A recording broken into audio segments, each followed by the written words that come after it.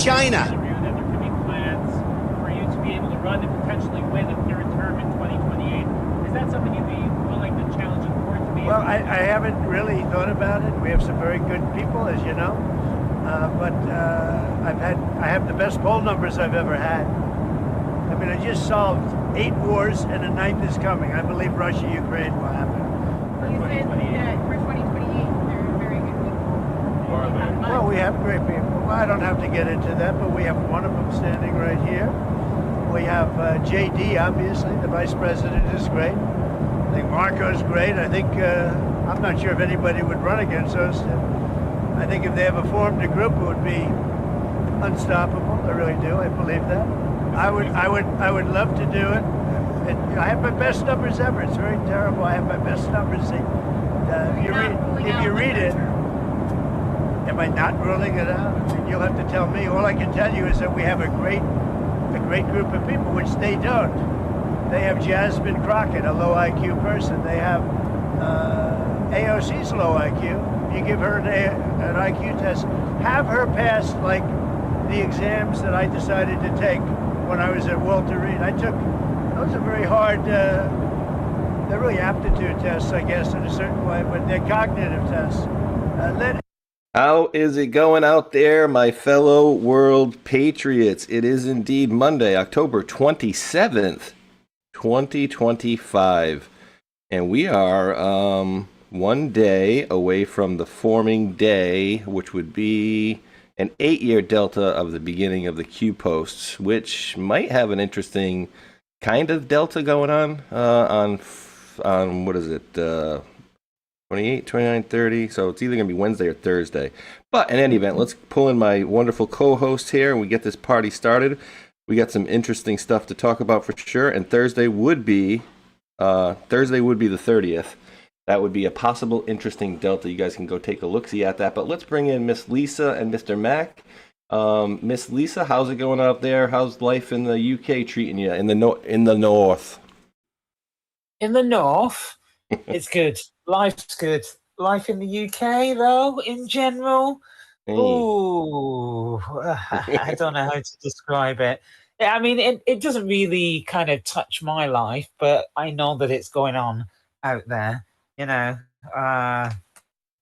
things are getting a little bit hairy, a little bit stupid.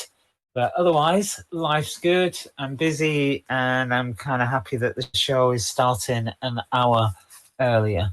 So you might get some extra energy from me. The clock went back on Sunday. Fantastic. So it's only 11 o'clock instead of midnight. Yeah, so Lisa over in the UK, guys, which I was just informed upon, which I didn't know. Our daylight savings time is going to be November 2nd. And over in the UK, theirs was what, last night, Lisa? Sunday, yeah. Sunday, the clocks went back, yeah. So spring ahead, fall behind. And you know what? Actually, I got something on that we'll bring in a minute. Let's bring in Mr. Mac first, and then we'll maybe touch on that as well. But how's it going, Mac? How's it going today, brother? Going great. Thanks for having Lisa and I as usual. Thanks to everybody who tunes in. But looking forward to the show. We got some interesting stuff to cover, a lot of great happenings, and I'll leave it there. But let's get this thing going. Yeah, absolutely. Well, I wanted to touch on what you were talking about earlier, but while we got this, we'll just touch on this really quick because it will be a quick thing here. So Lisa had just mentioned, that she's in the UK and that the time change went, and so we had actually President Trump making a few comments about that as well, talking about wanting to essentially remove the daylight savings time. And I wasn't aware of this, but apparently they say it actually affects older people's health when you have the time change going on. I was not aware of this, but what do you guys think about that? We'll do whoever's unmuted first. Well, to be honest, it's ridiculous because one, you use more power, right? And they talk about being green and climate change and carbon footprint and all of that because it's darker, And then also there are more emergencies, more deaths, more road accidents, more everything because it's dark. So I don't know why, for me, I don't know why they still do it, but I think that a lot of people, that one extra hour or whatever it is of darkness, getting up for school and it's dark instead of light.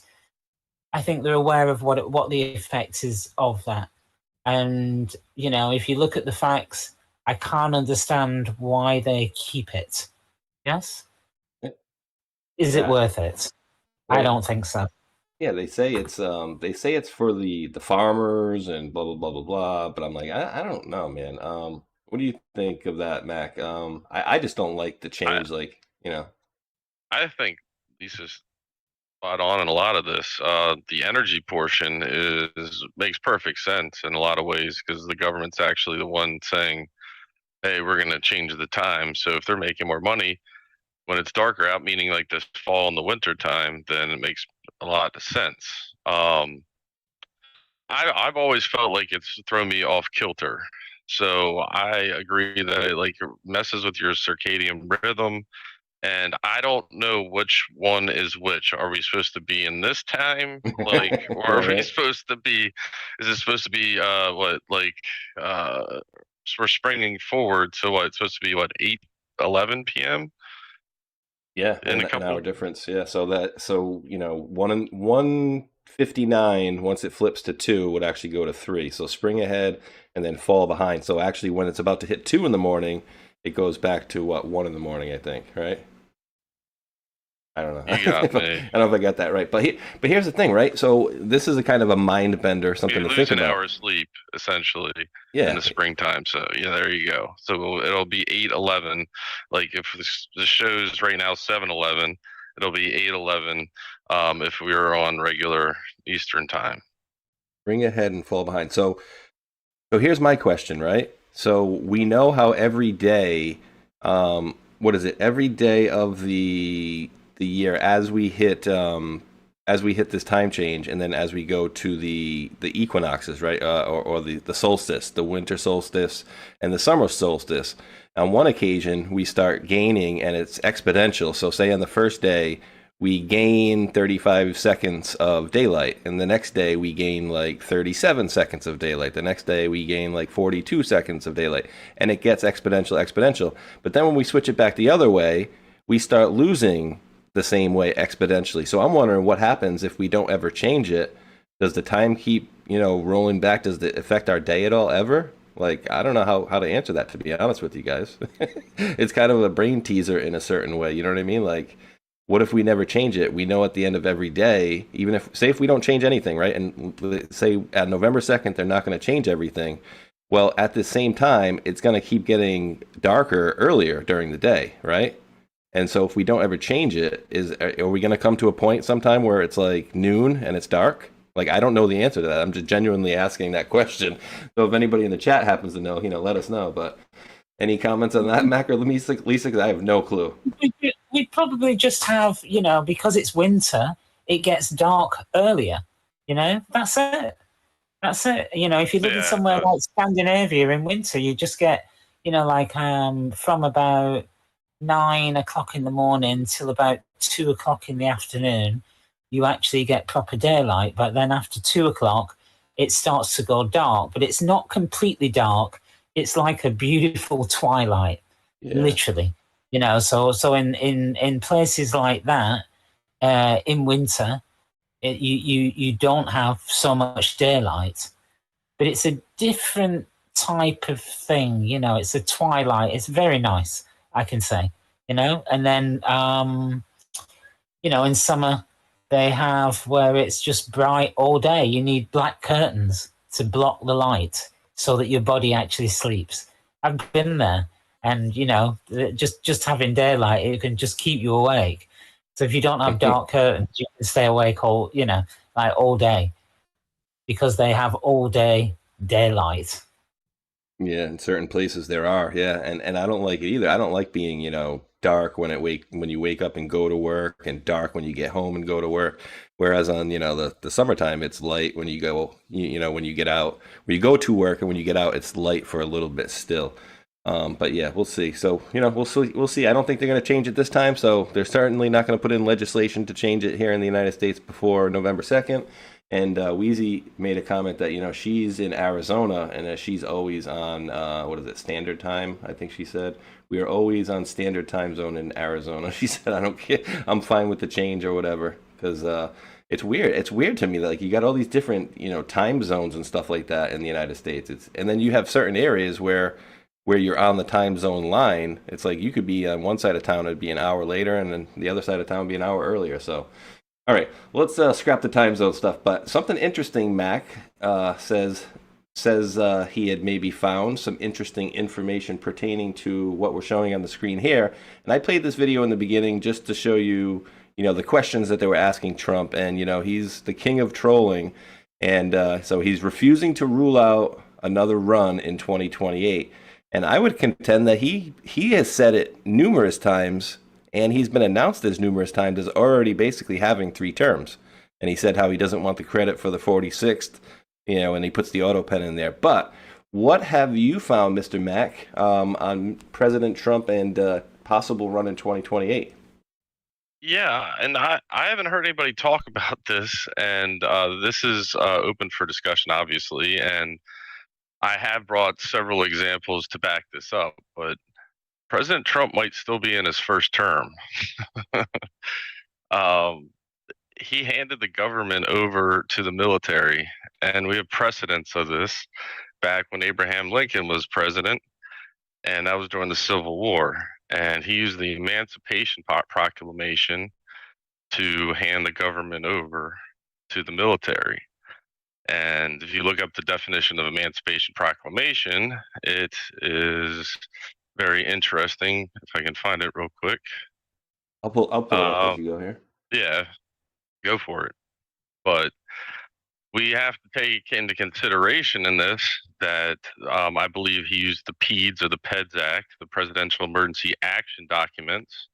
And if we have to go back and show a clip of that, we can. But that was developed back in Eisenhower days based on an attack on our country during a nuclear election year, and it was based on a nuclear strike. So since that day, or since that time when he made that document, it has been highly classified. You can only find information off the Brennan Library, and every president since then has added to it. So originally, it's like a mass casualty event, a possible mass casualty event. So I think in that background since then, they've included some other types of attacks, such as a bioweapon, because that would be a mass casualty attack. So that would be one thing to keep in mind. And then obviously we have all the EOs, which is pretty crazy. Now, President Trump calls the Biden administration the pause. So that would kind of show you that to the people, based on these clues, that we had a pause in who was running the country because he handed it over. So I think after we elected, because there's never been a presidential election that's been missed, and Lisa can back that up with some information if she likes, that we had to keep this going, the continuity of government, Directive 51. And what ended up happening is the people elected their person back into presidency, who they thought would be appropriate, even though, that whole situation where Biden went in, they knew they were caught, but they kept it going. The fake news media was on it. The people were still convinced, everything. So they had to keep the lie going and let the enemy destroy itself from within. Anybody want to add anything? Because this is pretty cool, I think. I'm almost 100% sure this is what's going on. Lisa? Well, yeah, and so let me set your table just really quickly, Lisa, in saying that how many times has President said that we're in war, where I'm a wartime president, Speaker Johnson, I'm a wartime speaker. So you can add that into the calculations, because once they're under war or in a wartime, their powers get vastly greater as well. And the only other thing I'll add for you, Lisa, is, I've been talking about for a while, like, how far are they going to take this stuff, right? Are they just going to get rid of some politicians or whatever? Or are they going to take this back to, and this is what I truly believe, are they going to take us back to a constitutional republic? And then we start going into, laws that were you back bring then. up there's an and/or almost in this scenario. It is also during this the corporation going down, and therefore President Trump could be still, the 19th president of the republic. I Yes. think, though, chasing this information based on what's been going on with COVID and the PEDS Act, and then the National Guard, national emergency, the National Guard taking over D.C., the Capitol building area, and so forth and so on. We've had enough clues that this seems to be the path in which President Trump's taken. So I'll leave it there, and if you guys want to go, Absolutely. go. Yeah, Lisa, sorry. I just wanted to add those for you. And also talking about shutting down the IRS a lot as well. So that's another big one as far as things that we didn't have when we were a constitutional republic. So the floor is yours, Miss Lisa. Well, Directive 51 allows, it's very broad. It was brought in by Bush, and it means that if any American life is threatened, the president can reorganize the government how he sees fit. It's literally that broad, Directive 51. So that one, you can kind of look at the total flexibility that he's got, reorganize the government as he sees fit. And then, if you think about the rules surrounding a president can only do 2 terms, that was brought in with the 22nd Amendment or came from the 22nd Amendment and added to the US Constitution in like 1951. So that's very recent, very recent. There's plenty of presidents as well. FDR, Franklin Delano Roosevelt, he served more than his 2 4-year terms. This was before 1951. He served 3 full terms. So 3 full terms, how many years is that?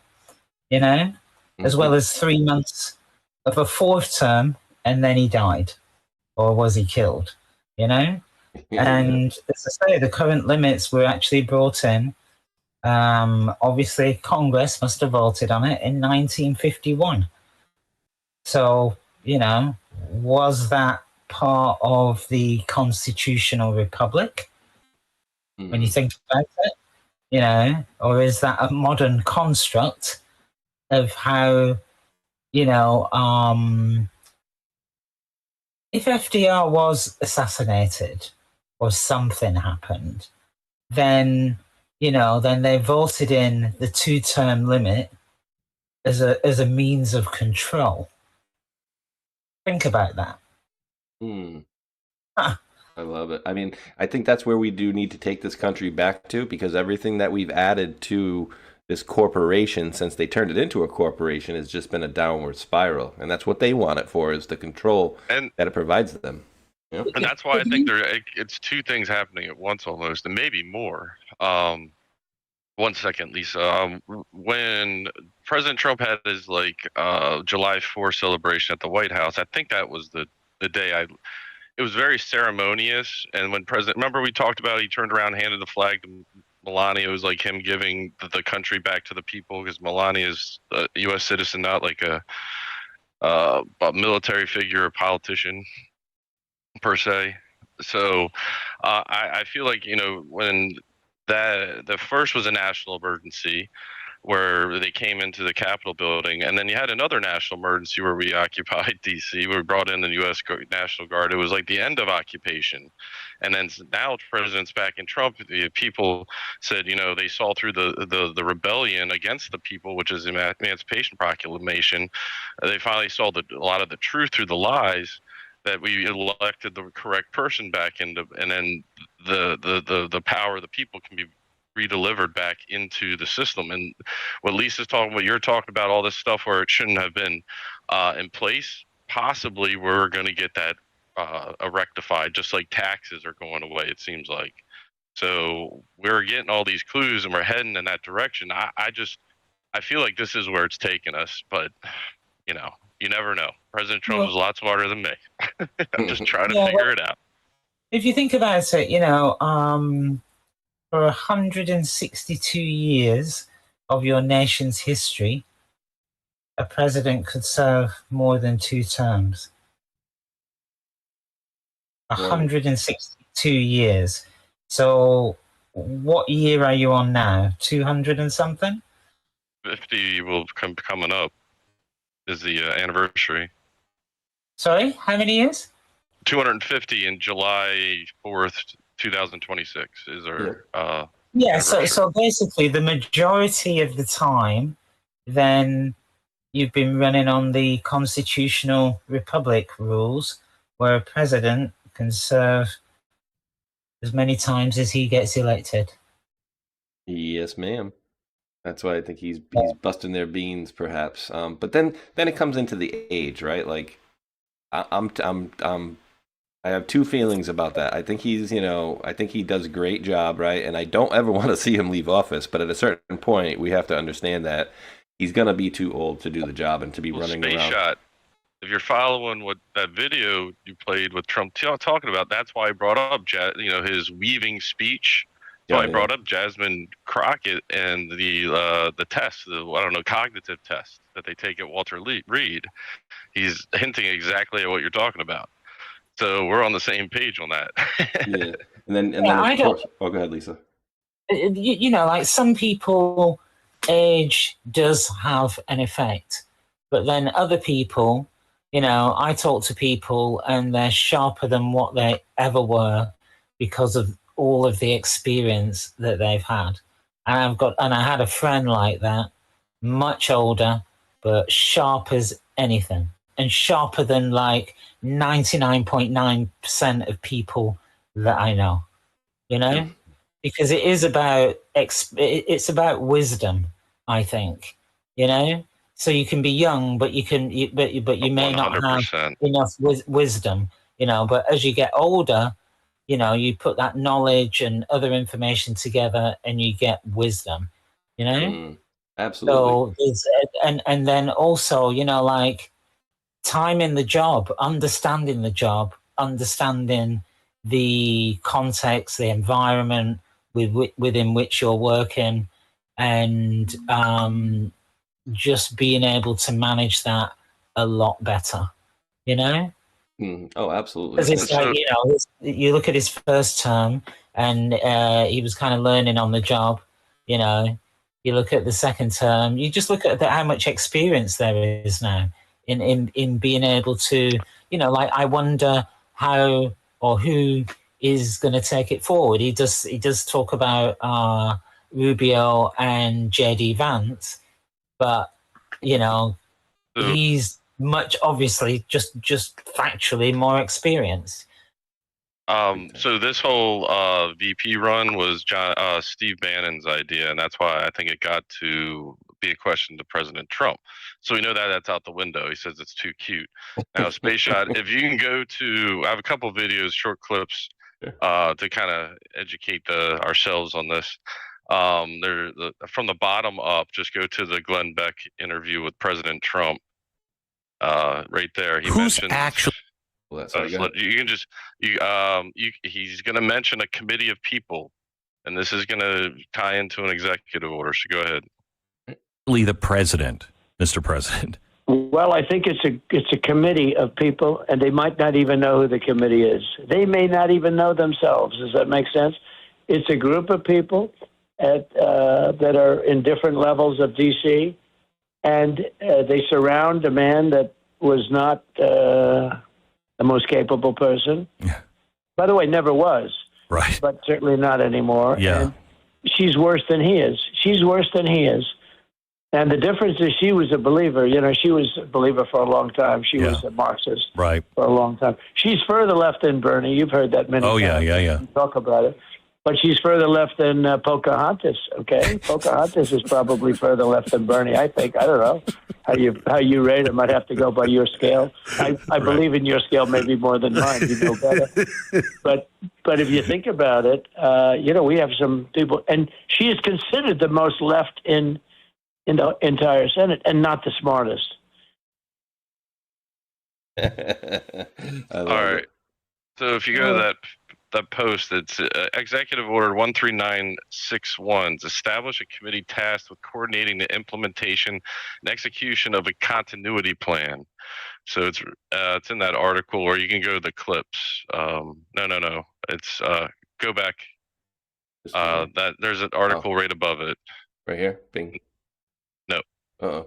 Okay, hold on 1 second, guys. If you go down, right below the Glenn Beck video. This one right You here? see the little screenshots? Oh, okay. Right there. That'll help out. Let me get that a little bit bigger here. Ding, ding. Whoop. All right, there you go. Yeah, so essentially, continuity of government. He's talking about a committee. Well, these people were assigned, and they're spread across the government, and nobody really knows who they are, and but they're tasked to run certain portions of the government while the continuity of government's going on. So when President Trump talks about that committee, he's talking about this EO and the continuity of government going on, and probably I'm positive it falls under Directive 51, as Lisa was talking about. Interesting. So that's a very big clue there. Now we talk about the pause. I don't know if you want to talk. There's President Trump talking about the pause and wanting to get credit for it. If you guys have anything to add while talking about this, let's listen. Let's listen to this for it's 40 seconds. So yeah, and I love this one. This is great. Testing, and this one tested like through the roof. They said, we'd like to name it the F-47. I said, all right, let me think about it. And after thinking for about 2 seconds, I said, okay. You know what that means, 47, I'm 47. So I'm 45, 46, and 47, if you think about it. I just don't want the credit for 46. I don't want to have their open borders and people coming in from all over the world, including jails and mental institutes. I don't want that on my record, but I like having it. We're investing tens of billions of dollars in modernizing our nuclear deterrence capability.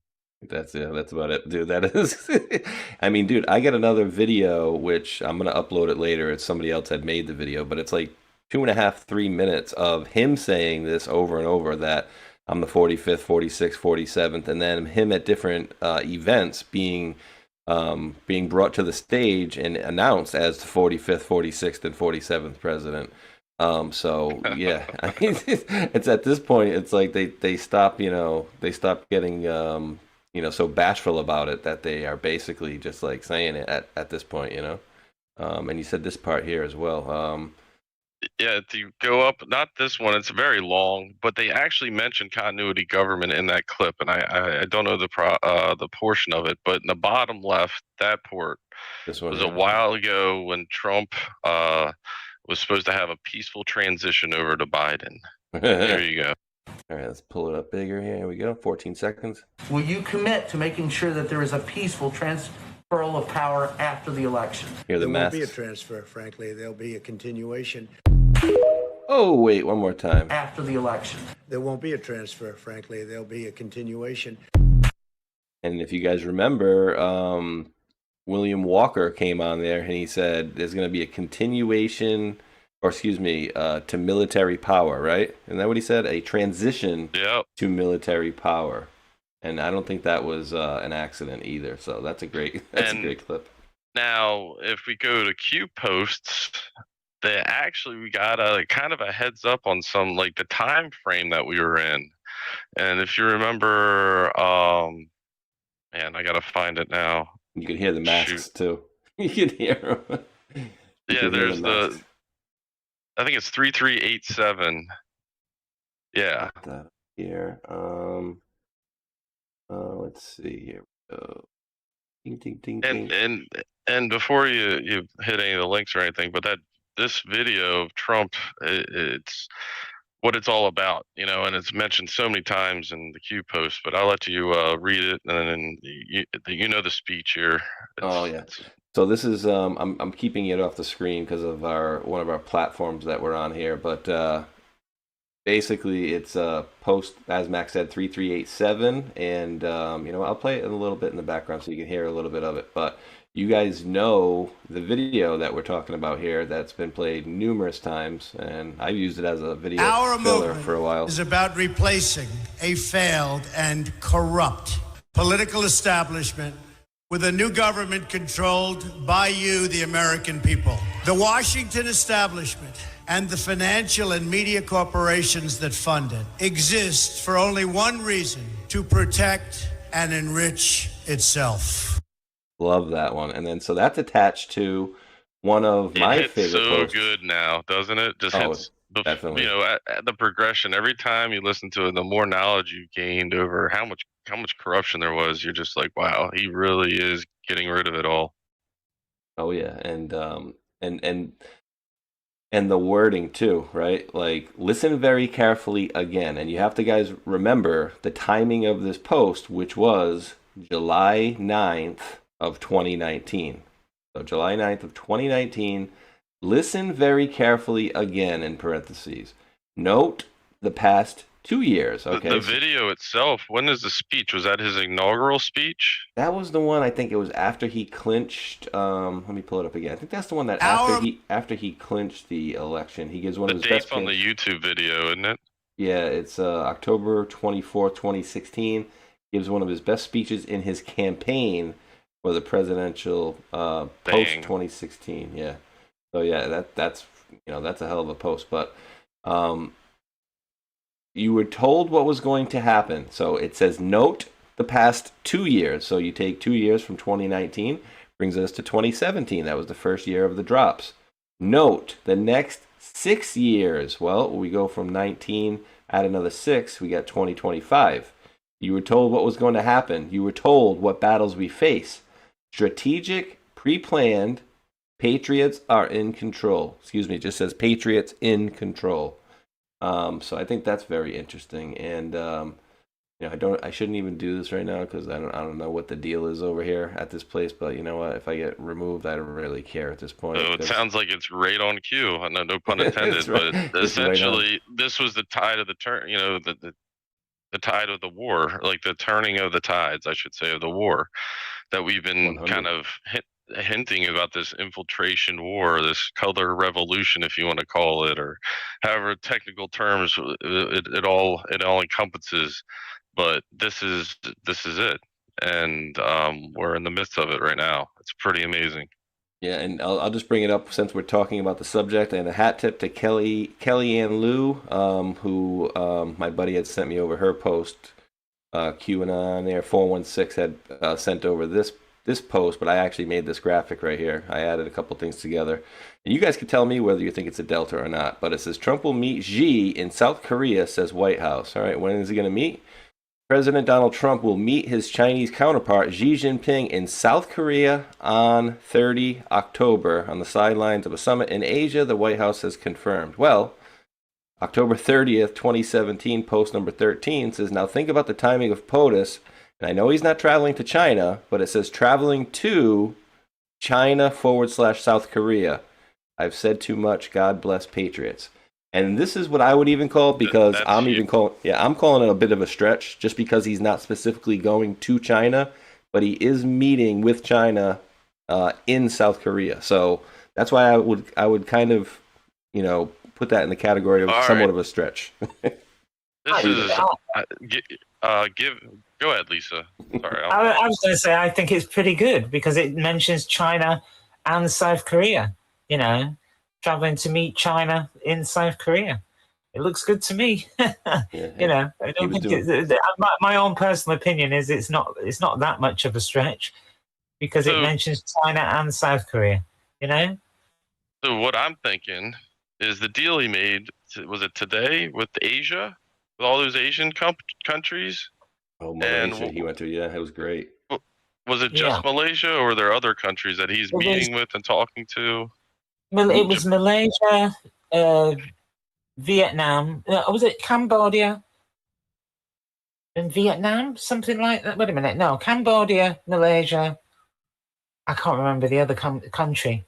But I think Malaysia was there as like the peacekeeper or the third party, the third wheel, to grease the wheels, so to speak.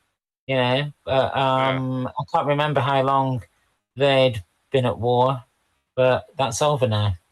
Yeah, and I feel like Trump But I mean, I don't know how if this is like every year that he kind of has the president over time has these planned trips to Asia around this time frame just because of timing purposes. It's convenient, so they've made it this time frame over time, and it just happened to fall on this. But it's pretty cool that coincidence is happening. Big time. Well, but it's all come about because of the tariffs. Because if you remember, he for me, I Correct. feel like it's part. The basis is the tariffs, but the outcome is that he's able to kind of get more leverage in dealing with China and dealing with Yes. Russia. So with the Israel deal, you had all of the Muslim countries. Well, that includes Indonesia. I think that includes Malaysia, but it includes a lot of countries, not just the Middle Eastern. The Indonesia are playing a big part in the Israel-Hamas peace deal. Then you've got, like India.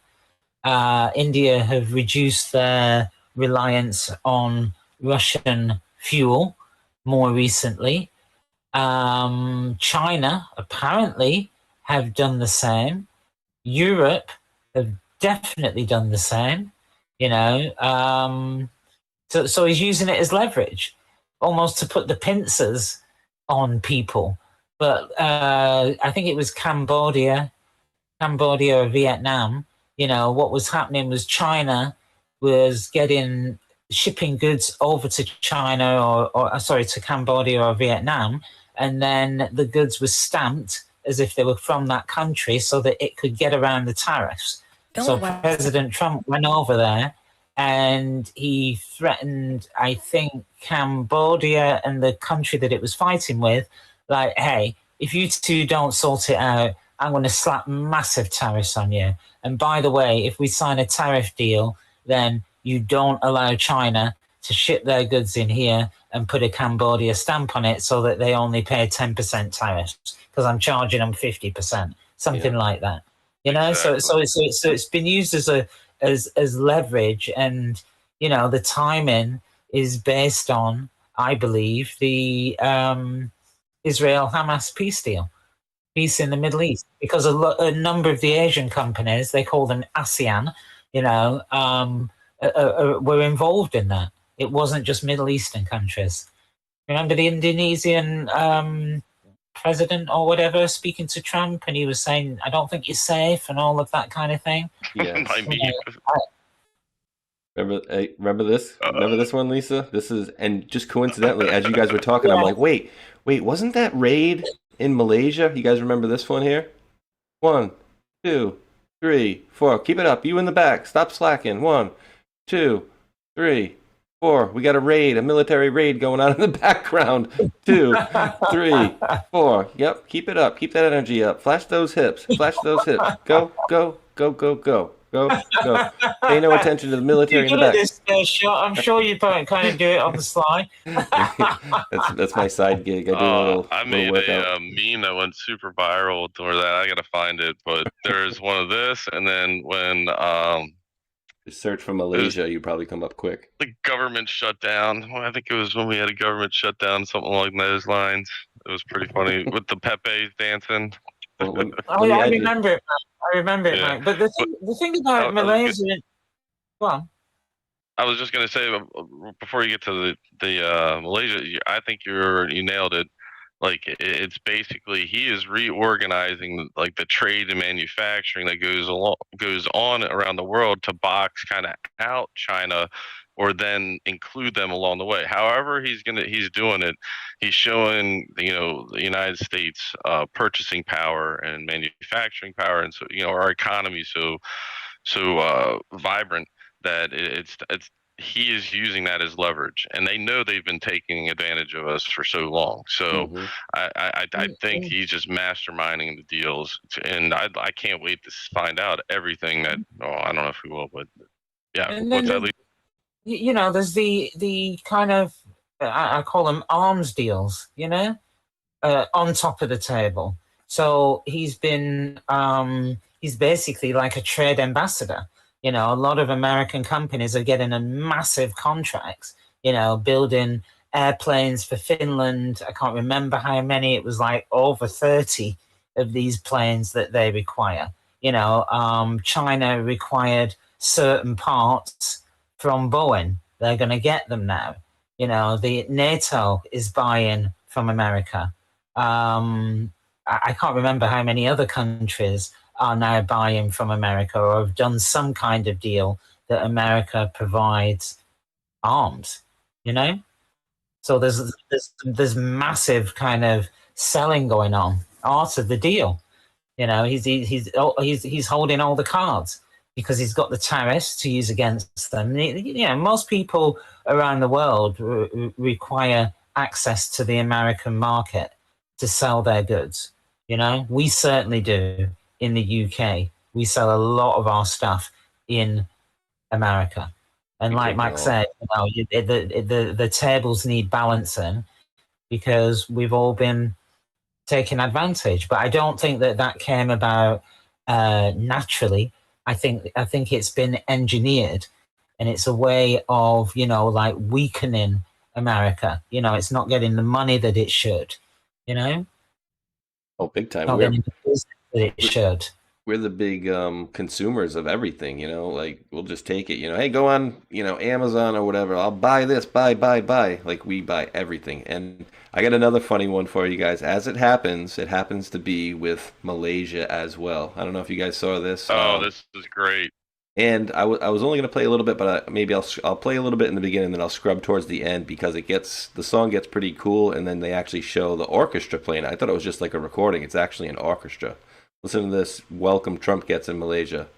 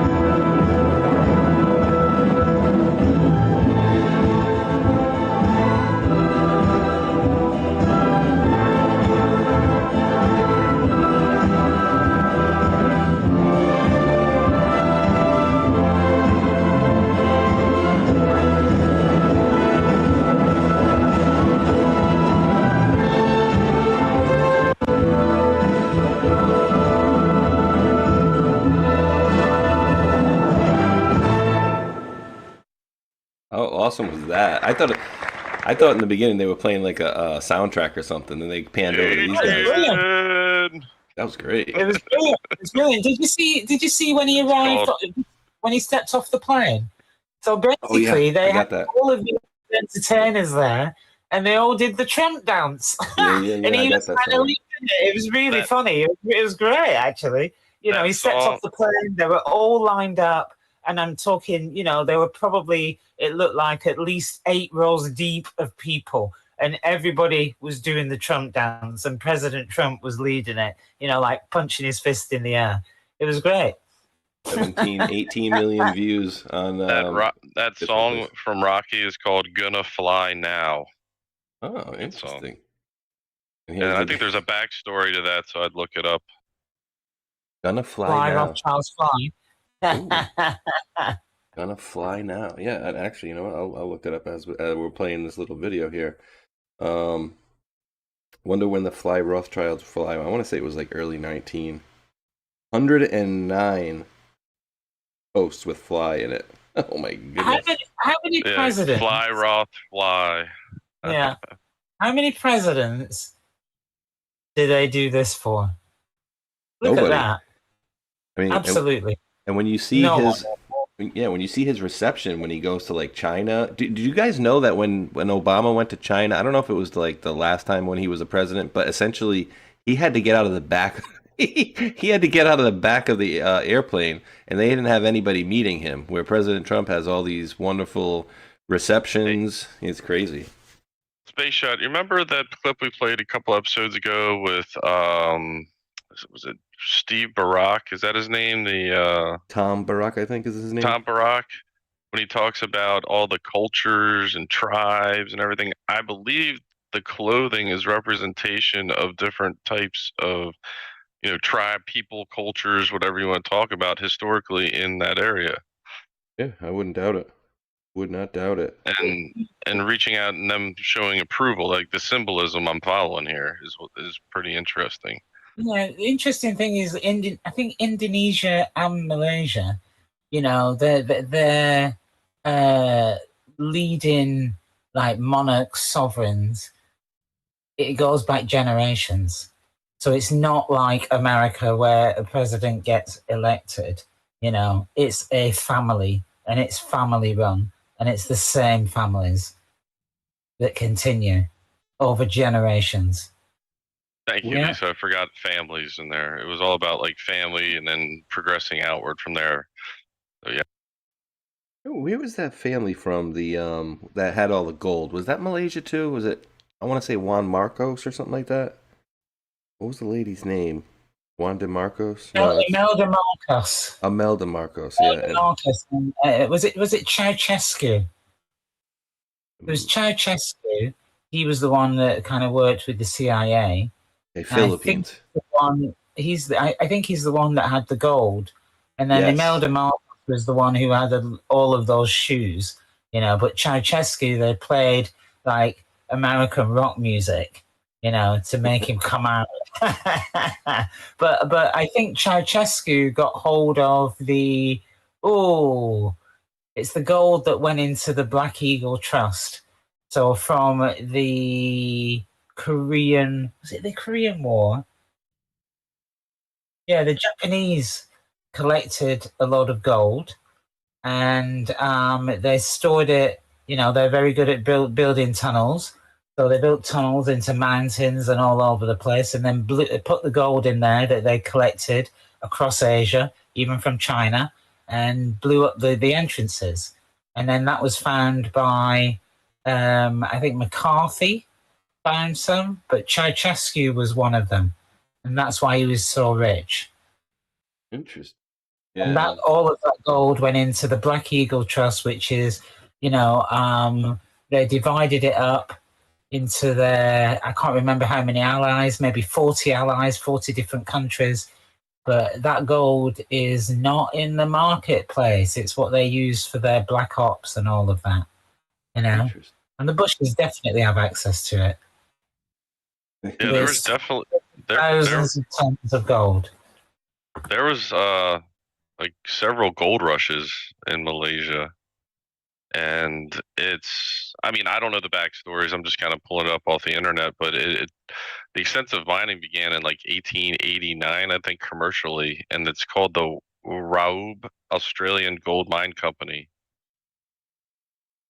Interesting, very interesting. I'm loving this reception, and we'll see what happens. The whole thing too about I know I'm kind of changing formats here a little bit, but I guess talking about making peace in general, so it kind of fits. But you guys see what he does, right? Like, I know a lot of you guys see it, and I think unfortunately some folks out there don't see it, where he does like these threats, right? Like, oh, Putin better do this, or we're gonna sanction him. It's like, dude, they already sanctioned the crap out of Russia, didn't do anything. So I feel like certain times he does this thing where he puts them on blast essentially, and he exudes the power, right? And then at the end of the day, everybody's looking like, oh, he's going to do this. He's just going to destroy, he's going to essentially destroy the relationship with this country or whatever. And I'm like, no, that's just him. He exudes power, the peace through strength thing. He understands how economies work and what needs to happen. So I feel like he really is going to get this thing done with Ukraine and Russia pretty soon. So we'll see how that stuff works out. But I'm just loving to see him going around. His strategy, just read the Bible, Jesus, how Jesus was. I'm not saying Trump is Jesus, but his strategy he's using, he's very much acting that way. Oh, yeah. Are you saying Trump's Jesus? Oh, no. And so I guess I can go kind of down this one. I think this is Something about this.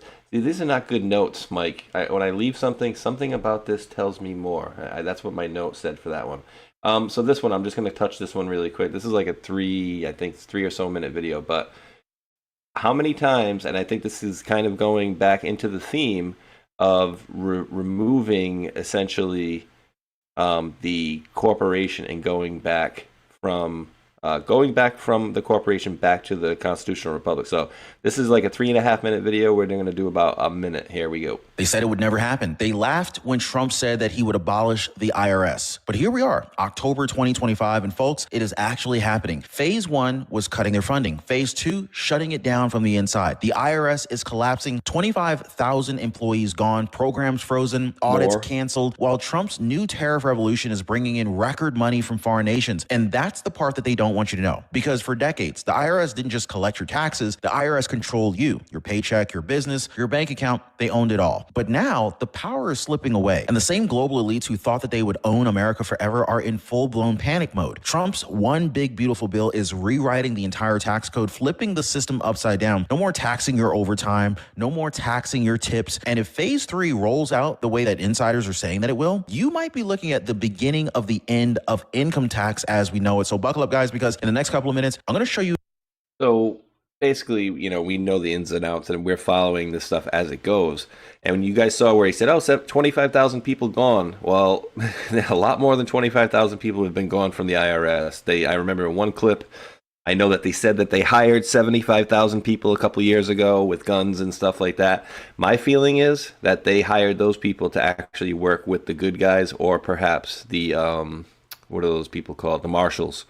And doing stuff for the white hats in the background. I don't think they hired these people and gave them guns with the idea that they're going to go out auditing people. Does that make sense to anybody? And then the goofy training video that we saw, you guys remember how goofy that program, the training program we saw that they actually released? It looked like a joke. And I think that really was what it was. And I've done it in the past, guys. I've done this stuff numerous times in the past. I don't even have to. I'll just tell you the results out of it. But numerous people from various different chats have reported, nope, haven't filed in 15 years, not so much as a letter. Nope, haven't filed in 8 years, not so much as a letter. Haven't filed in 20 years, not so much as a letter. And we've seen reporting multiple times in Congress with the number 2 from the IRS saying as well, it is a voluntary system of taxation. I could pull that clip up, but I know some of you are already rolling your eyes because you've seen it probably 20 times, 30 times during the shows over the years. But with that in mind, Mac, first we'll go with any thoughts on this and where you think we're heading? I think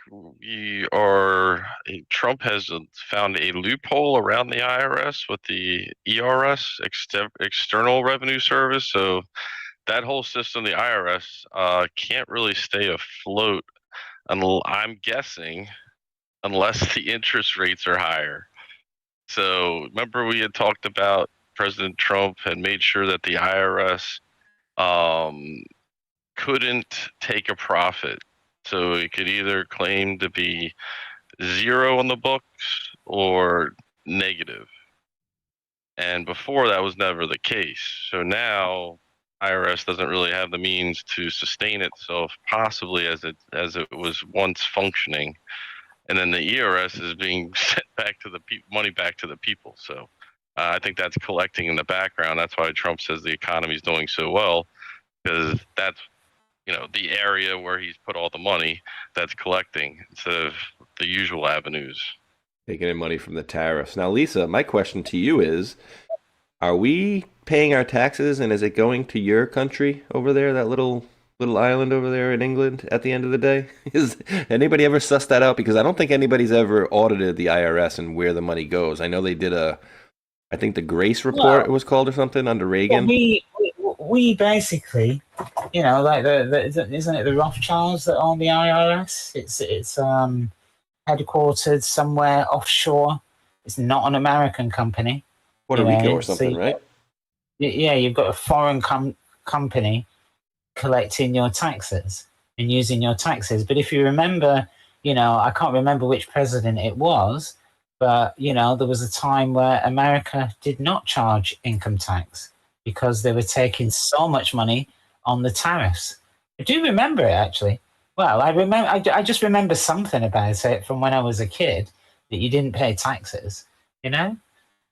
There was a period of time. So if you take enough money on the tariffs, there's no need to charge the income tax, you know? No. Yeah. And the administration of the tariffs is probably easier than or cheaper than administrating the income tax. Oh yeah, and so I got something for So you. maybe that's where it's heading, you know? So, Space Shot, I had looked into what was it, the getting out of the corporate system, as we'd like to call it, and I came across, and it kind of refreshed my memory on this guy Jordan Maxwell. You familiar with him? Oh yes, absolutely. He's got some really interesting, as you know, you're continuing to learn about law language, how it's important, how it's been used against us. Also, he makes some extremely extraordinary good points. I think one of the speeches, I put the link in the chat, but it's called like the Chief Cornerstone. It's pretty interesting. Okay, let's take a look. Pop this bad boy up here. Ding, ding, ding. Lisa, have you ran into him before? Let's play Max. You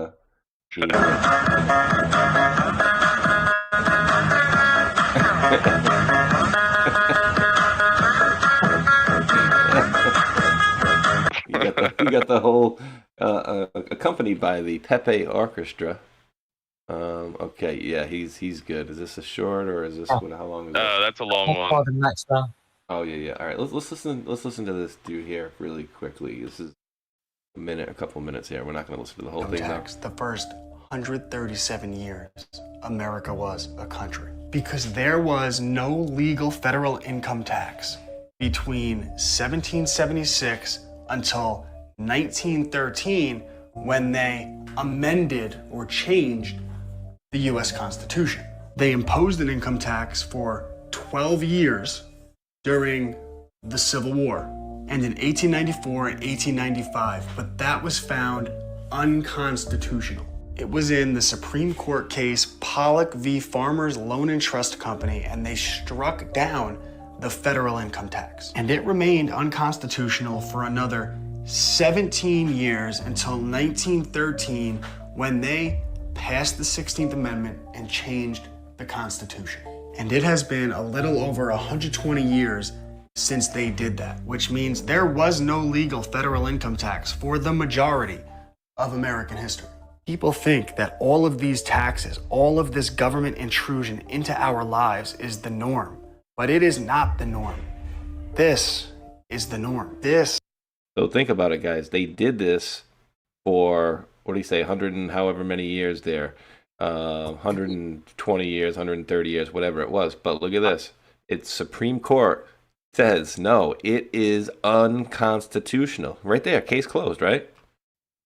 Well, I think during that case, if it's the same one I'm thinking of, you know, like income taxes were supposed to be spent for the benefit of the people. When they looked at it, it wasn't. But the other thing, so, you know, when people talk about Nasara Jasara, this is the case that it comes from, you know.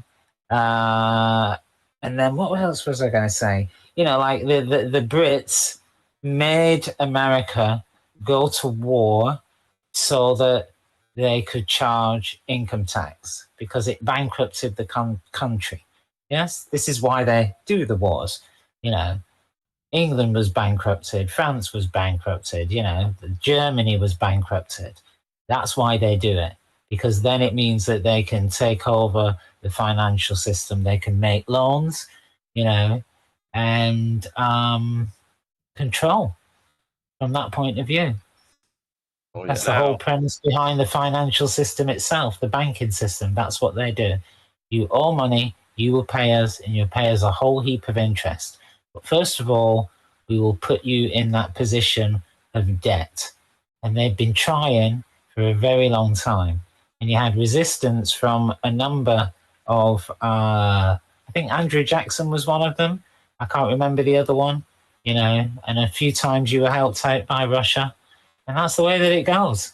You know, that's why they're mad at Russia. I'm sure that's why they're still mad at Russia, because Russia helped you out so that they couldn't take, you know, whoever controls the money controls the country, right?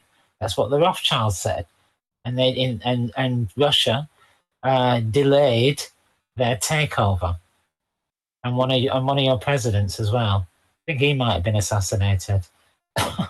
Now I feel like there's a huge law case here to say, you know, now that more people are aware of this, to look at this, that it was one unconstitutional, but the country was basically in duress. I don't know if that's a proper law term, or distress, because what Lisa is mentioning, the war.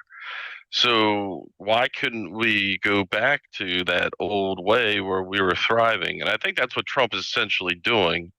But we still have the tax portion. You know, he's using tariffs to show the people that yes, we can thrive as a country without the corruption because of tariffs, like we always have. So 100%. And the other thing too is just let me pull this thing up. Let me get this back on here, because he showed that case, and it says that decision that it was unconstitutional. It was superseded 1913 by the 16th Amendment to the United States, which allows the country to levy income taxes without apportioning them among the states. So they're taking the money federally from your federal and state taxes. But what they're saying is that your federal income taxes will not go back out to any of the states, because that's what they're allowing after that in 1913. So then my question is, where does it go? Because we were always told, well, if you don't pay your taxes, the schools will fall apart, the roads will break down. But you see how the streets and the schools are in most states and countries, in cities, right? Not good. Who unmuted? Lisa? I don't know. I think I've said my piece on that. Oh, okay, no, good. All right. So moving along. Oh, this is what this is my show notes. Something tells me there's more to this. This was my show notes for this one. It says, look how beautiful the Oval Office is now. Many of those great paintings of past presidents were in the vaults for over 100 years. Now they're here for everyone to enjoy. And, you know, if there isn't anything more, it's still a beautiful picture. And, you know, showing some of these old pictures back there. But I like it how he's in the light right there. Very cool, and kind of in the dark back there as well. So I'm always looking, you know, is there anything in the mirror? Are they trying to show anything? Is there anything about these cups right here? We have the, you know, like that movie. Are those considered vases or urns? What are they? Relics? Couplets. What was that thing? Indiana Jones, the last Crusade. Gold theme, though. Definitely Yes. a gold theme. Everywhere. Well, so for me, what I see is there is in the Q post, there's a picture of Ivanka in a lighthouse with two lamps. And that is, I can't remember what that's symbolic of. 2 by C. The two, sorry, say that again, Mike? If lit 2 by sea, 1 by land. And it has to do with Paul Revere, I believe. Oh, yeah. I'll have to pull up an old post, but yeah. Yeah. Good memory, Lisa. There's the two lamps there, you know, and they're reflected in the mirror, which maybe gives them double strength, you know. So you said what? Say it again, Mike. What it means? Oh, go ahead. What is it? 2 if by land, 1 if by sea, or 1 by land, 2 by sea, one or the other. 2 by sea, I believe, 1 by land. Because Ivanka had posted a Instagram post with the lantern 1, and I remember doing a decode on that. So and it connected to another decode. But Right. It's 1 by land, 2 by sea. So what's happening by sea at the moment? You know, he's got that huge destroyer, you know, or devastator, somewhere about 6 miles from Venezuela in Trinidad and Tobago, because they're doing some exercise, but it's literally 6 miles from Venezuela. So Venezuela are up in arms because that's kind of within, like you have I can't remember what it's called, but you certain I think it's 12 miles out to sea. That's what you control. But beyond that, it's international waters. So 6 miles away from Venezuela, it's really in their territory, even though it's in another country or parts of another country, moored at another country. But, there's a lot of stuff that's happening by sea right now when you think about it, And then who is it that's building the submarines? Is it the submarines? Is it the Australians that are building the submarines for America? Or is it the opposite way around? But there's just a lot of things that are going on by sea right now, I think, Yeah, I think and Australia's going to also build F-35s, maybe. Well, if you guys kind of noticed the submarine that got shot down that Trope posted about, remember he called it a sub? Oh yeah. Wouldn't you more consider that like a U-boat design? Yeah, it's possible. I'm not the best. And there's, I think they come from like Colombia and other places, and Mexico possibly, but they are cartel ran. Oh. But the design I thought was interesting because they remind me of a U-boat. Oh, you're right here. Are you sure it's a U-boat, Mike? I think it just skims the top of the water. It doesn't actually submerge. So that's what U-boats did. They just kind of skim the top. Interesting. Here's what Lisa was talking about. I did not see this myself. I thought they were talking about F-35s, but here we go. Australia. Congratulations, I must say, Mr. President, on the work that you've done with the Middle East. It's an extraordinary achievement. And on defence, we've already had a discussion about taking it to the next level. Our defence and security partnership with AUKUS is so important for us, and I thank you for the support that the administration are giving as well. You've had the Chief of the Navy here as well, which will play obviously a very critical role with the subs and increasing the security for the region and the world. And our economic relationship is so important. The US has a trade surplus with Australia, as you know, and we can continue to take what is every opportunity to improve the relationship even further and make it even stronger. And today's agreement on critical minerals and rare earths is just taking it to the next level, seizing those opportunities which are before us to take our relationship to that next level. And it's been fantastic. So they're going to be making us some subs over there. That's pretty interesting, huh? Provide military submarines for the region. That would be like security. It's also what I consider it. And then also they cut out China there. Oh, yeah. Very interesting. Yeah, China has, like if you go to Sydney, you'll find that like there's a good portion of that city where it's wholly Chinese. You won't see any signs in English, nothing in English. It's huge, And then Hey, Lisa, obviously, go ahead. I remember you mentioning in the past about, I think in Africa, like a similar situation with mining and how that's why it's become so unstable is because of the foreign countries coming in and mining those, whatever it is. If you wouldn't mind explaining that. Yeah, when you talk, he's talking about rare earth minerals. We know that rare earth minerals, they're absolutely required for a modern economy. And China was basically processing most of the rare earth minerals for the rest of the world, and also because in the US, any rare earth mining operations or a number of rare earth mining operations were shut down, all because of climate change. So you do have rare earth, but I don't think that you have, or maybe the facility to process rare earth minerals, of which there's 17. I'm not sure that you have the processing, or didn't have the processing, but China has the processing. Take somewhere like Africa.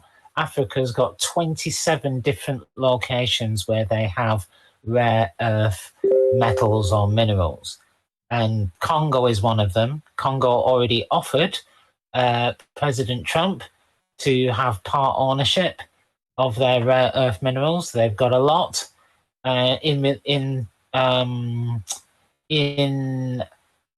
what do you call it? Gosh, I've forgotten. In exchange for him sorting out the war between Congo and Rwanda. So Rwanda had done an incursion into Congo, and President Trump sorted that out.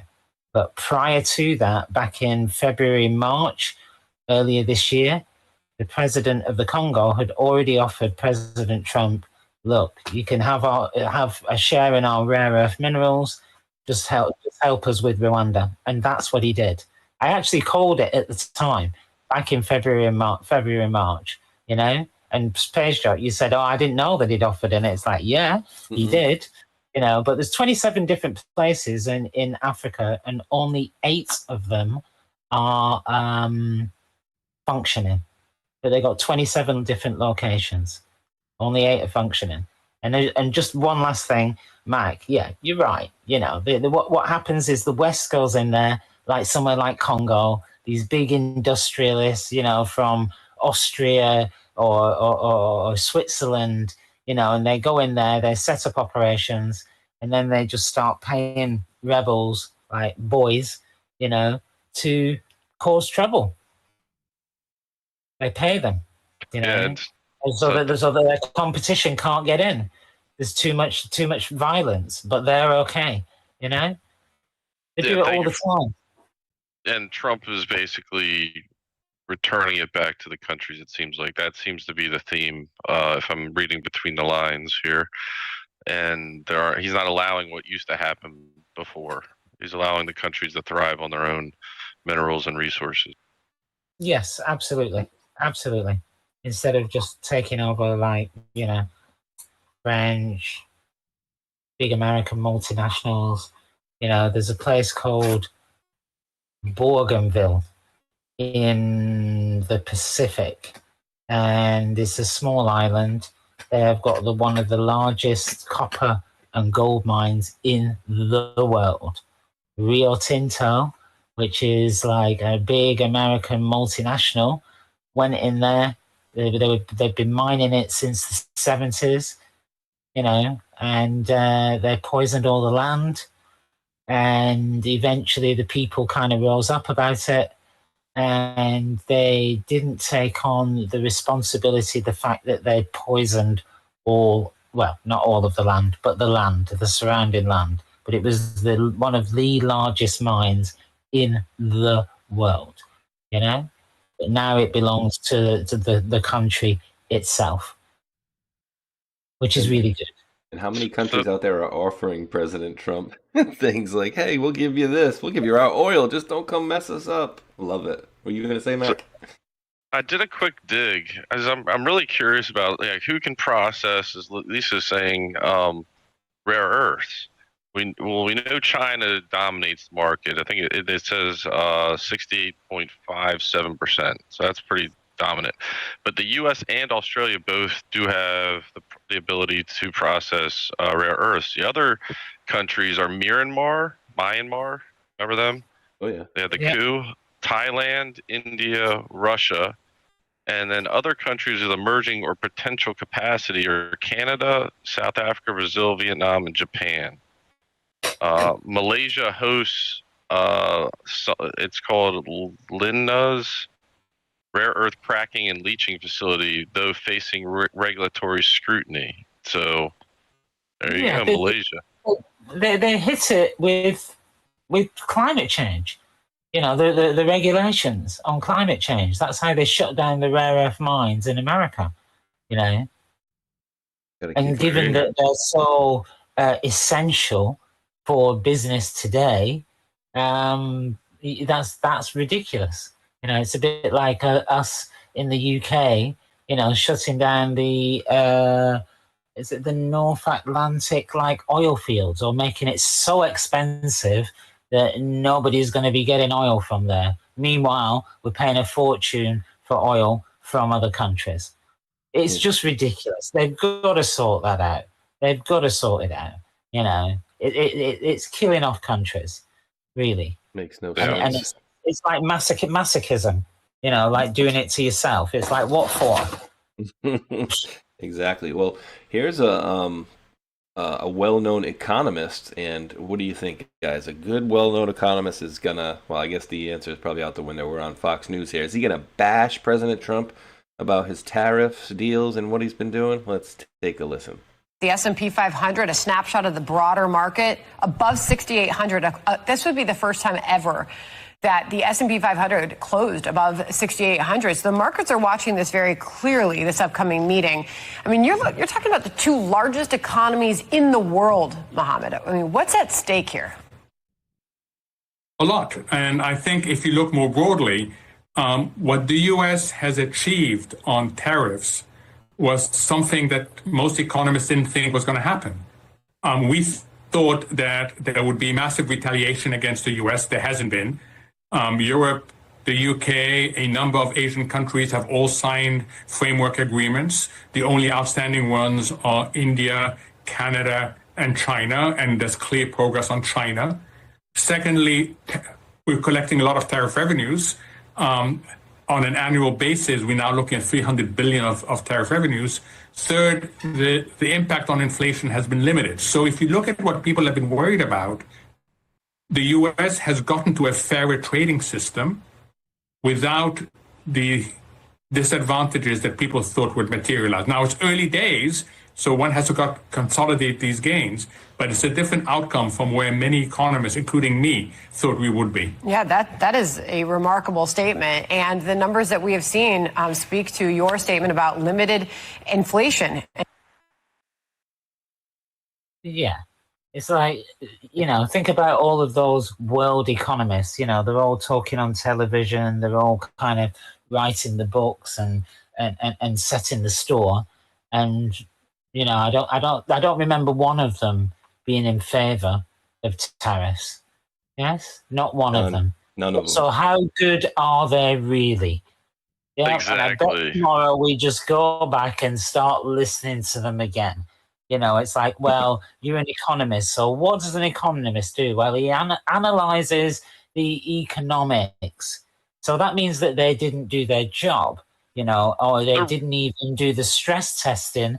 So that what you do with stress testing is you look at different scenarios. So you go, well, what if this happens? Or what if that happens? So that you can get a picture. Yes? So they're just rubbish. They're just rubbish. Because it's like, why didn't they look at the history of tariffs? So what we just spoke about, you know, that's their indelible written in history.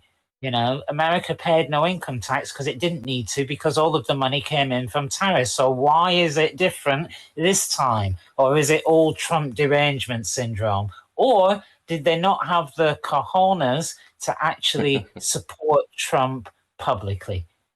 That's it. Well, let me talk to them. I'll tell you what, that guy, he might have the thickest eyebrows I've ever seen. She's almighty. Right. But I mean, his reputation's on the line. The guy is, I mean, literally, So essentially, they're unhappy. Other than the fact that they're showing that they're a bunch of liars, is that how rigged the system is. So they have made a living knowing how the system is rigged, and therefore they're on Fox News right now being interviewed. So they're successful in some way, shape, or form. You know, so there's a lot of cheating and inside trading that isn't really talked about, and these guys are not happy that they can't do their old little tricks. Exactly. And it's great because it's a bunch of bankers and stock traders getting all butt hurt. I'll leave it there, but it just reminds me of like the movie Wolf of Wall Street and how much money you're really being ripped off when you go invest with these people. So more exposure, please. I'm loving it. People think they play the stock market, but actually the stock market plays them because they make the rules and that place is owned. Yes, physically. So anyway. Oh, by the way, Trump posted about GameStop and ending the console wars. Did you hear about that? I did. That's so great. That's awesome. That has a huge impact, I think, in what's been going on behind the scenes. I'm not sure all the details, but I can tell you some. Go ahead, Lisa. So basically, GameStop, they make Halo, right, which is a big game, but for some reason, Microsoft and the PlayStation? So PlayStation 5 is going to host Halo from now in the future. But what it is, they basically try and make they call it a moat. So it's basically keeping the market exclusive. So Microsoft produce the machine that plays the games, or that you use to play the games. And what they did, they locked Halo out. And I think Halo belongs to GameStop. And now they've decided that they're going to let Halo in, so you'll be able to play Halo on PlayStation 5, I think. But in addition, this has a lot to do with like computer programming, what's going on behind the scenes, the video game developers, the business side as well, because certain sides had rights to games, but there was also technologies involved in those games, and maybe like how the dynamics of those games work. So now they can be shared, and hopefully that this can become, they really trusted that these companies would be competitive, which they are, but they kind of stalemated themselves in the market where they're not coming out with more productive things because they kept buying up all the smaller companies that were producing new things and then molding it into a bigger company. So I find that this is going to even the playing field all across the board, and the smaller companies can then grow and then contribute, and also this whole gaming community can progress, because a lot of the technologies and everything are being used by the military that are way more progressive than some of the stuff they're being, My take on it is that, the way to play a game is to have a games console, and they own the games console. So what they were trying to do is say, only these games can be played on my console, which means the buyers of those consoles can only take part in certain games.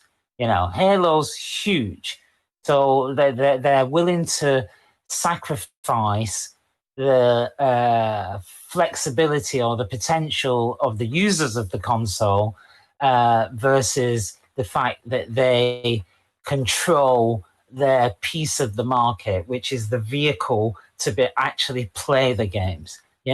So basically that moat is crumbling right now, and it is really good. But I think it's more to do with the consoles, Mike, than it is to do with the technology, because gaming technology is just gaming technology. It's like, does the console play the game or not? So remember, there's PlayStation games like only play that play on PlayStation, and it's like, why is that? So originally, you had Word, and Word was for like PC. Now it's for Mac, and you can access it any which way online and all of that kind of thing. So they've just got to make it fairer. But it means that Halo will probably make more money. Yeah, a lot of these places, they're just absolutely consolidating everything and cutting out all the little men. Check out this, guys. Remember, this is Matt Gaetz' brother-in-law. I don't know if we may have showed this. I know I showed it on another show, but talking about military tech, this is pretty damn cool. Oh, all right. If I unmute it, then we good. There we go. And let's do this. Ding. It's called Eagle Eye. So I've got the helmet on here, and then what I have is this pair of augmented reality glasses, and I put them on. These sync with the helmet and with these sensors. This is a system that allows everybody to basically be operating as one combined hive mind, where you can all share a view of the world. And by the way, this view that I have, it's shared now with all of the robots as well. So anything I see, like let's see I see someone inside of a building, every drone and every person now sees that person where he is. There's a view view that's coming up here where you're going to notice a drone picks up a guy behind that container over there. And what's going to happen is when he walks behind that container, I'm able to continue to see where he is and what he's doing. So the blue force is my friendlies. So see that little right-hand corner where it sees behind the containers?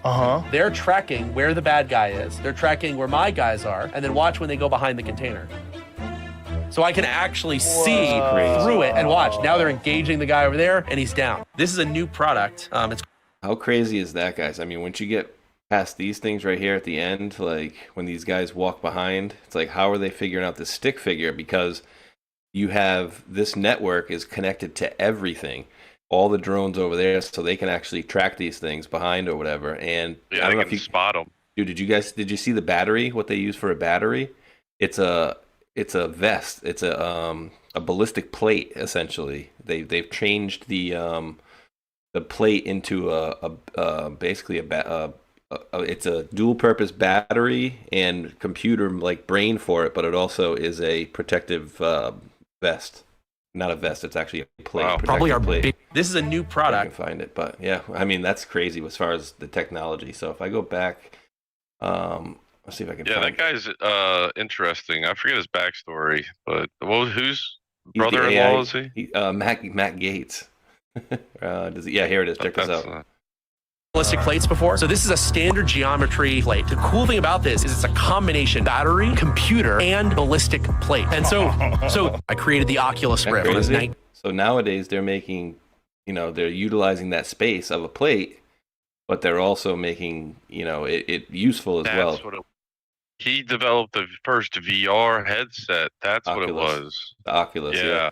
Yeah. He shows it in. I think it's this one right here. He started I created the Oculus Rift when I was 19 years old. Now that I'm working, when he was 19, he's like 30. He's worth $1 billion or something like that. So yeah, it's crazy. What else was I gonna pull up? I had that one already. So he sold that headset to who was it? Facebook?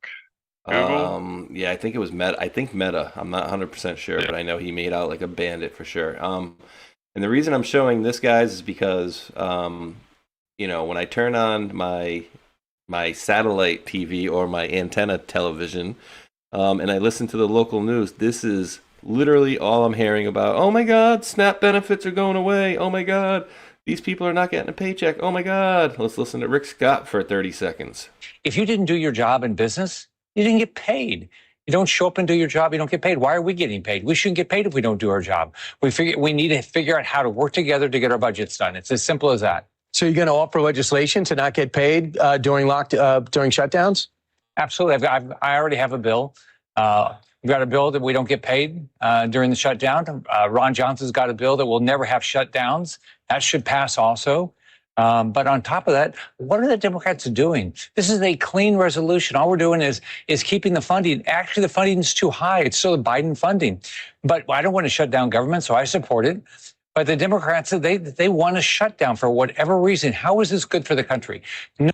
Okay, guys, so it's he said, she said type of situation going on here. And he is, conservative and she is Democrat. And however side you want to look at it, they're both pointing to the other side.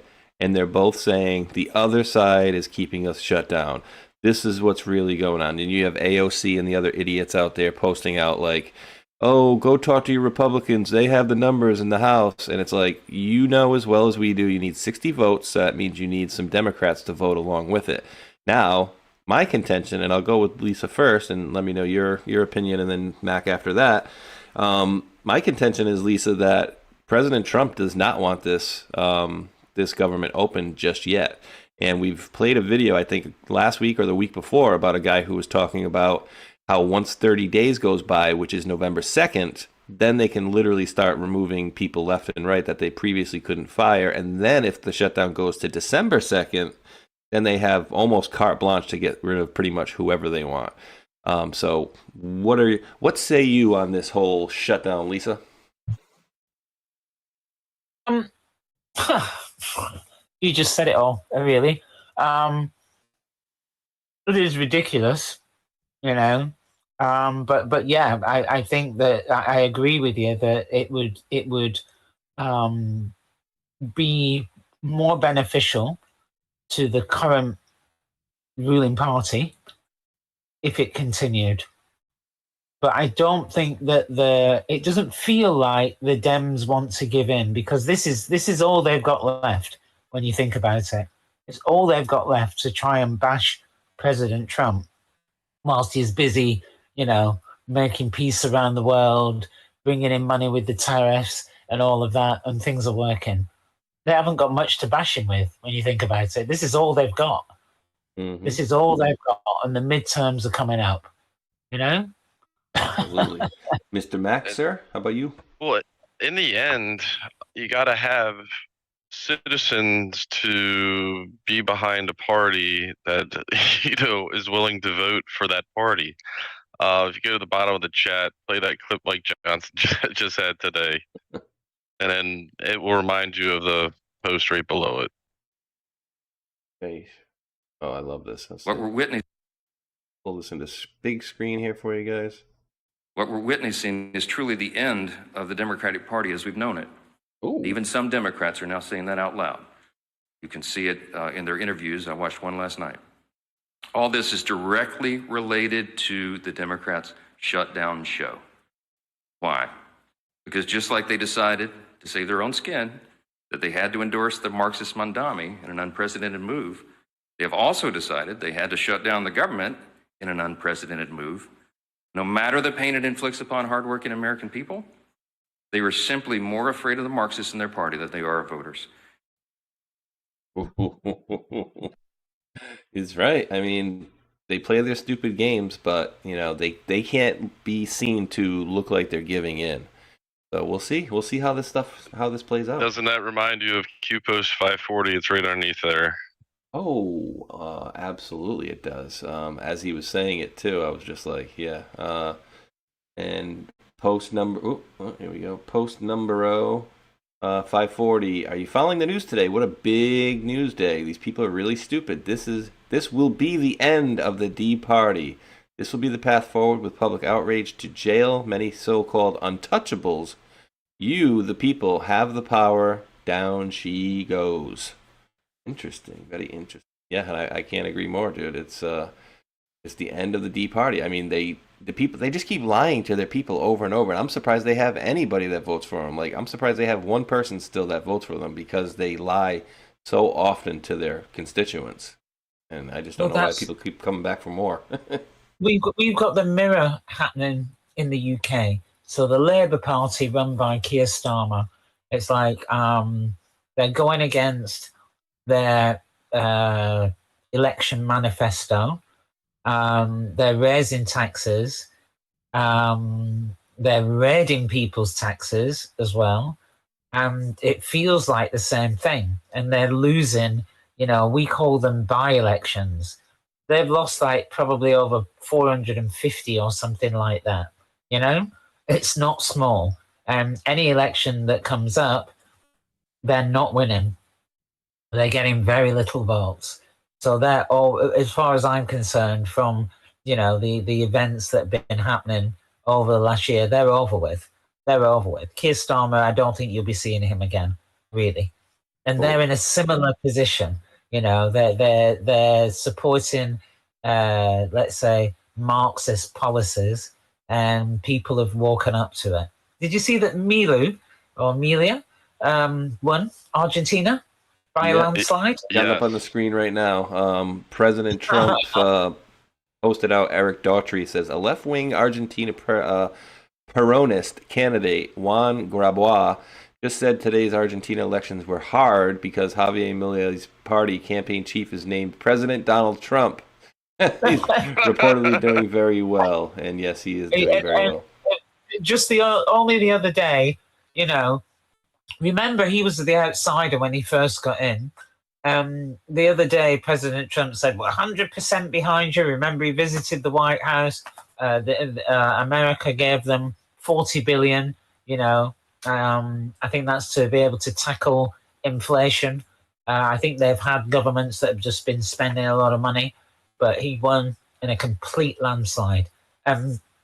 President Trump was behind him. But 100%. Obviously, the people are behind him, I'll tell you what, Argentina is beautiful, and its history is very interesting. So their economy collapsed. I forget back when, but just look into the history how that it all went down. And I've actually visited there, and it was the exchange rate was very good at the time, and it's just a very beautiful country. I only got to see Buenos Aires, but and the outskirts of it, but there's the Patagonia, and it's really close to Antarctica too, so that makes it. And then you have the Nazis that always always run into that whenever I look into Argentina. So little German towns. But it used to be a thriving country, so yeah, they called it the Paris of the South. Paris of the South, yeah. I don't doubt that they have really good resources themselves. All right, guys, this is the part of the video where a lot of you may be pissed off. Let's gonna play a minute and 43 here, and then tell you why I believe there may be something, and I don't know, I could be wrong, from the good guy's side about this. Never know, but let's take a listen. Deal of almost mythical scale has just closed in the heart of the American West. Devegra Ltd., a Cyprus-based company owned by Volodymyr Zelensky, has purchased the Pathfinder Ranches in Wyoming, a property so vast. It's bigger than the entire state of Rhode Island and over 4 times the size of New York City, at more than 916,000 acres. Pathfinder Ranches stretches across 4 Wyoming counties: Natrona, Harbin, Sweetwater, and Fremont. To put that in perspective, the fictional Dutton family's ranch in the hit TV series Yellowstone is said to span about 700,000 acres. Pathfinder Ranches is 20% larger. The seller, Salmons Enterprises, was represented by Swan Land Company based in Bozeman, Montana, with brokers Scott Williams and Michael Swan leading the transaction. The buyer, Devegra Limited, a company owned by Ukrainian President Volodymyr Zelensky, was represented by Hall & Hall, one of the nation's premier ranch brokerages. The deal was finalized on October 24th, just a week after Zelensky's visit to the White House. Oh. The first public confirmation of the sale came when Swan Land Company announced the closing on their official website. While the final purchase price was not disclosed, the ranch had been listed at $79.5 million. With this purchase, Zelensky now ranks 9th among America's largest private landowners. Michael Swan of Swan Land Company called the sale a legacy moment for Wyoming ranching. Yeah, I would call it a legacy. Bozeman. Let me turn this off. So I forgot who I went with first last time. So whoever just laughed, go ahead.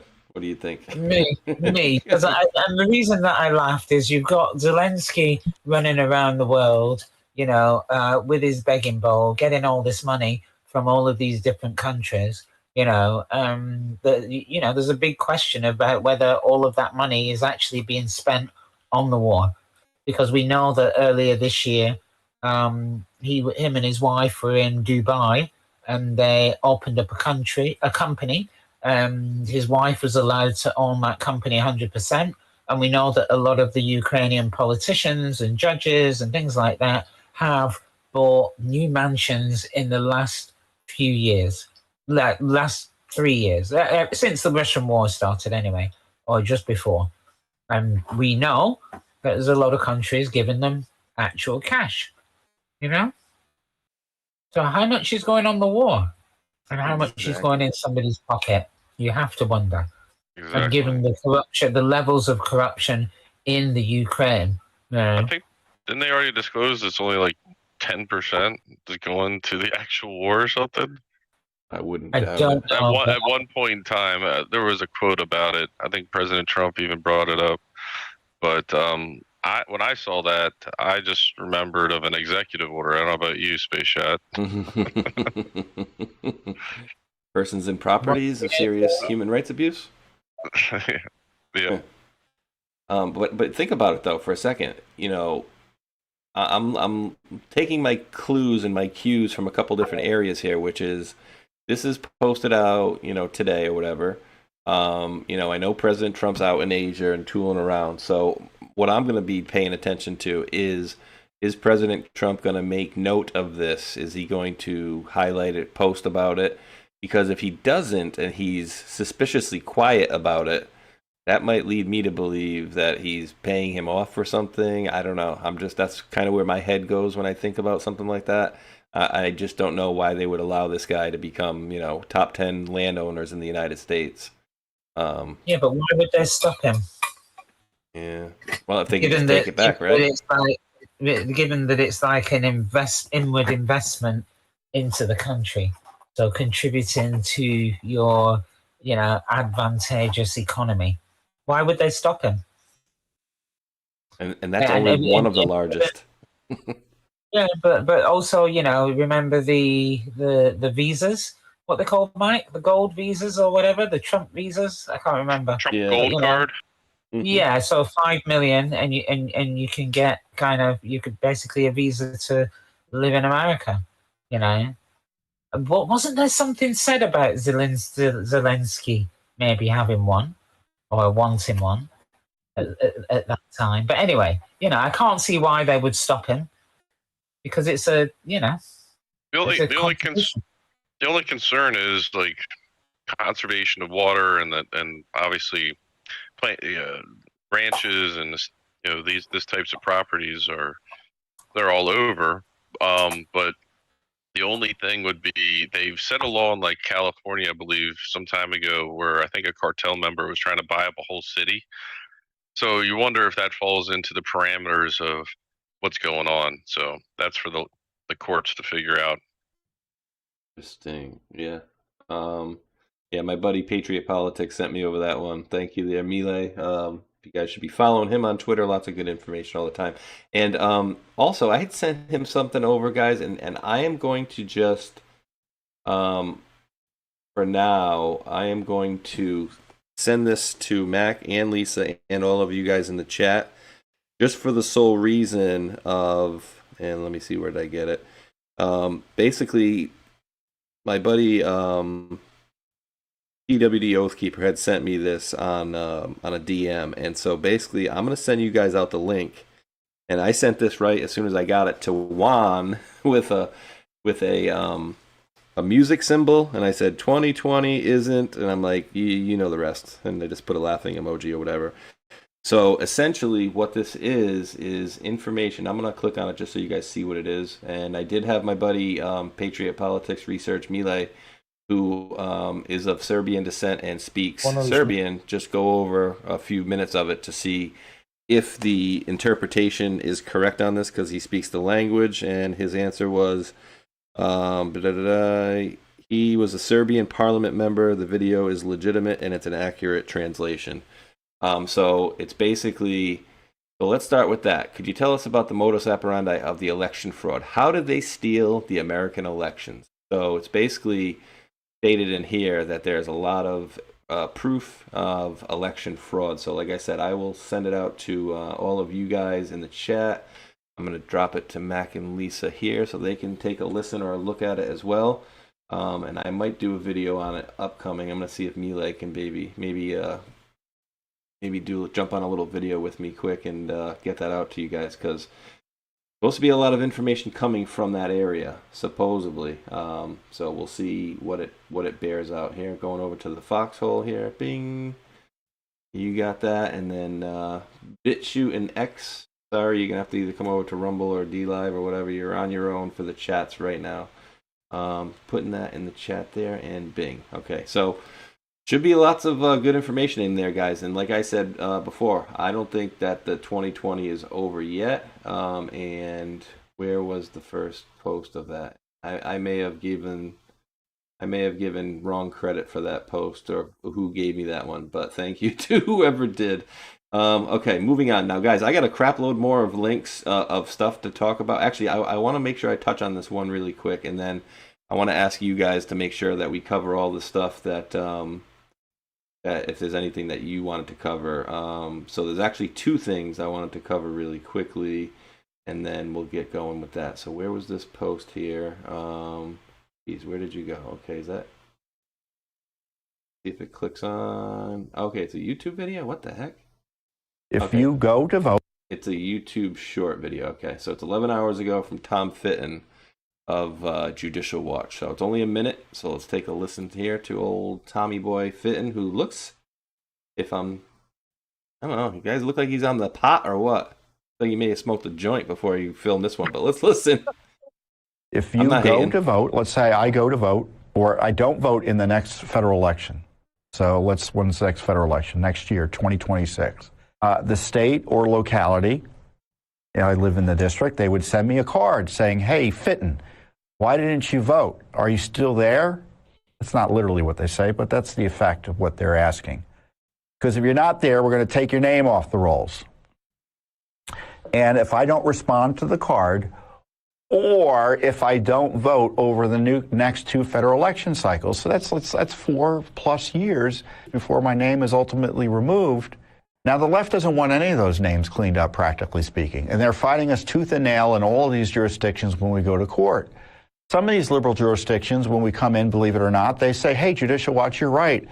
Let's clean up the rolls. That happened in New York City. We said you haven't cleaned up the rolls in 10 years there. And they said, you're right. And in the last year or so, plus, they've cleaned 1 million names from the rolls just in New York City alone.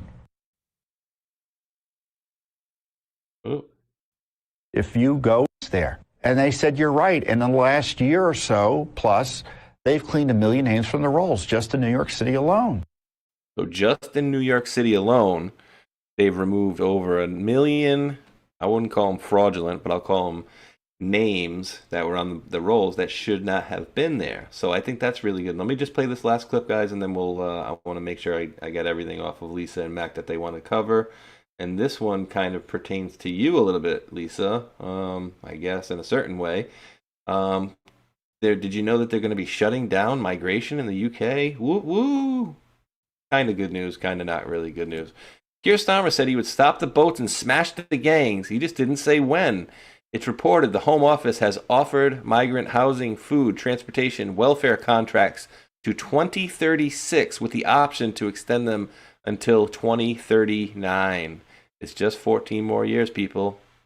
So I'll definitely take Lisa's comment on that one first. Is that...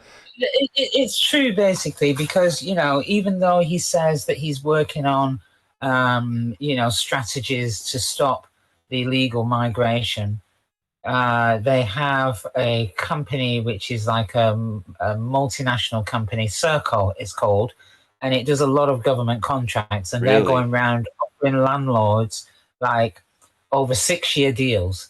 So you get all of your rent up front if you allow your home or the accommodation that you own to be used by a migrant. They will pay you years ahead, all the rent up front. And those contracts are really long, really, really long.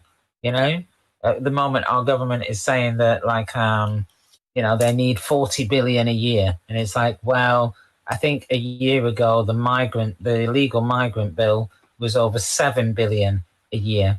And they're going to move the migrants out of the hotels and they're going to move them into homes, in Ireland, they're burning the streets down, because, they've had like 2,300 migrants move into one particular spot.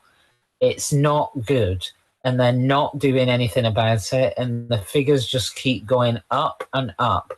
So he agreed 1 in, 1 out with France.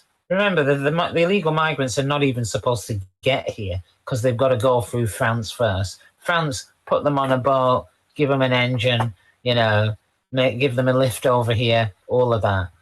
And so they said 1 in, 1 out. So now somebody that was deported just about a month ago has been caught in the country again a month later. Then they just released a migrant that had abused a 14-year-old girl accidentally from prison,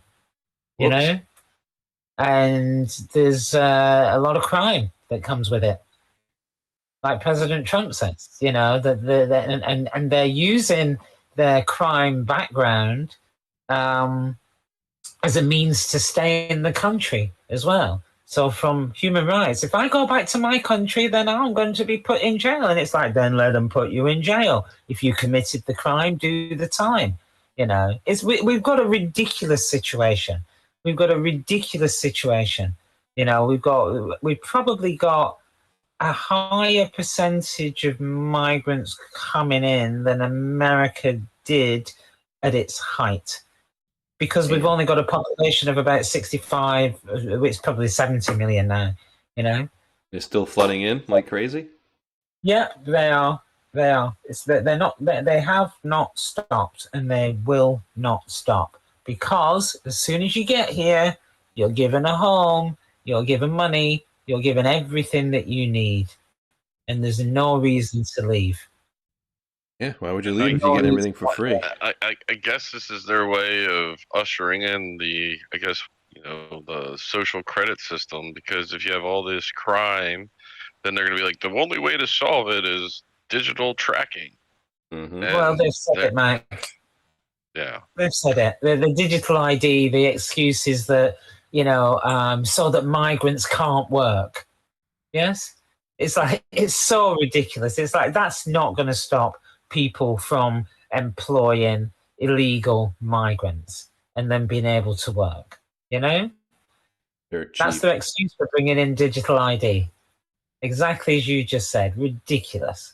Ridiculous. Not going to stop anything. It's like, stop the boats, stop the cartels, stop the trafficking, and just stop illegal migration, full stop. But because they've got this kind of, I'd say, Democrat attitude, so we've got activist judges now that work for like illegal migrant organizations, and they're the ones choosing the sentences.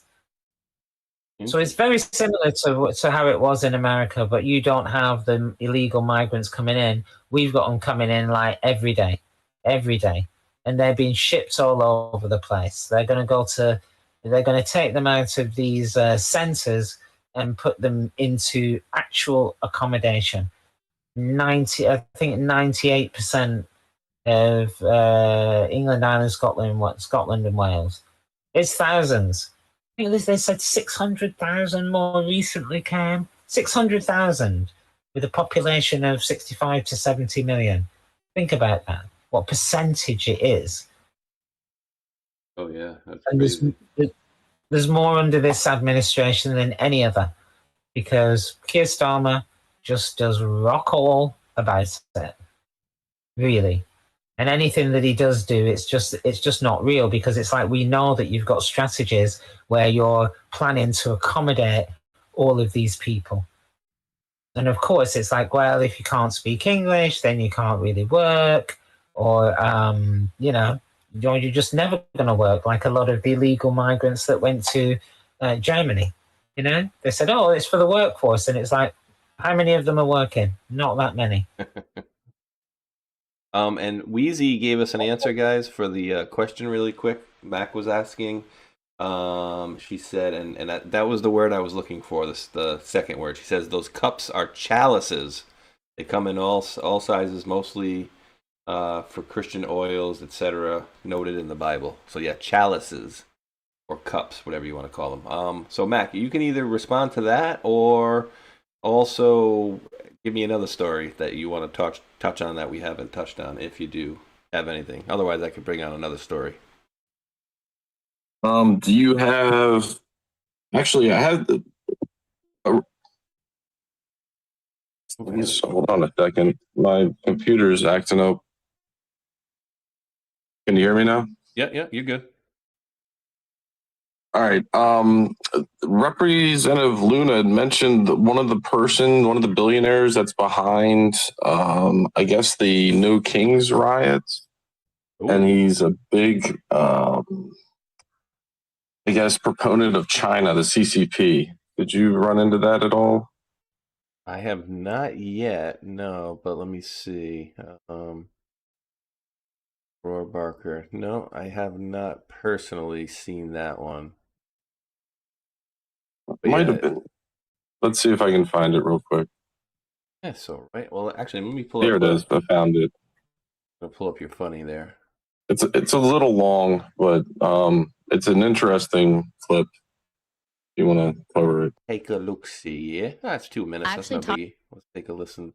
I can listen to her for 2.5 minutes, no problem.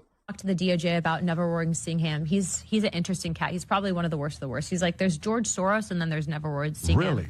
Yeah, Singham, again, he was the one funding those LA ICE riots. He's tied to the Armed Queers of Salt Lake City, who's also tied to Cuban Terror Network.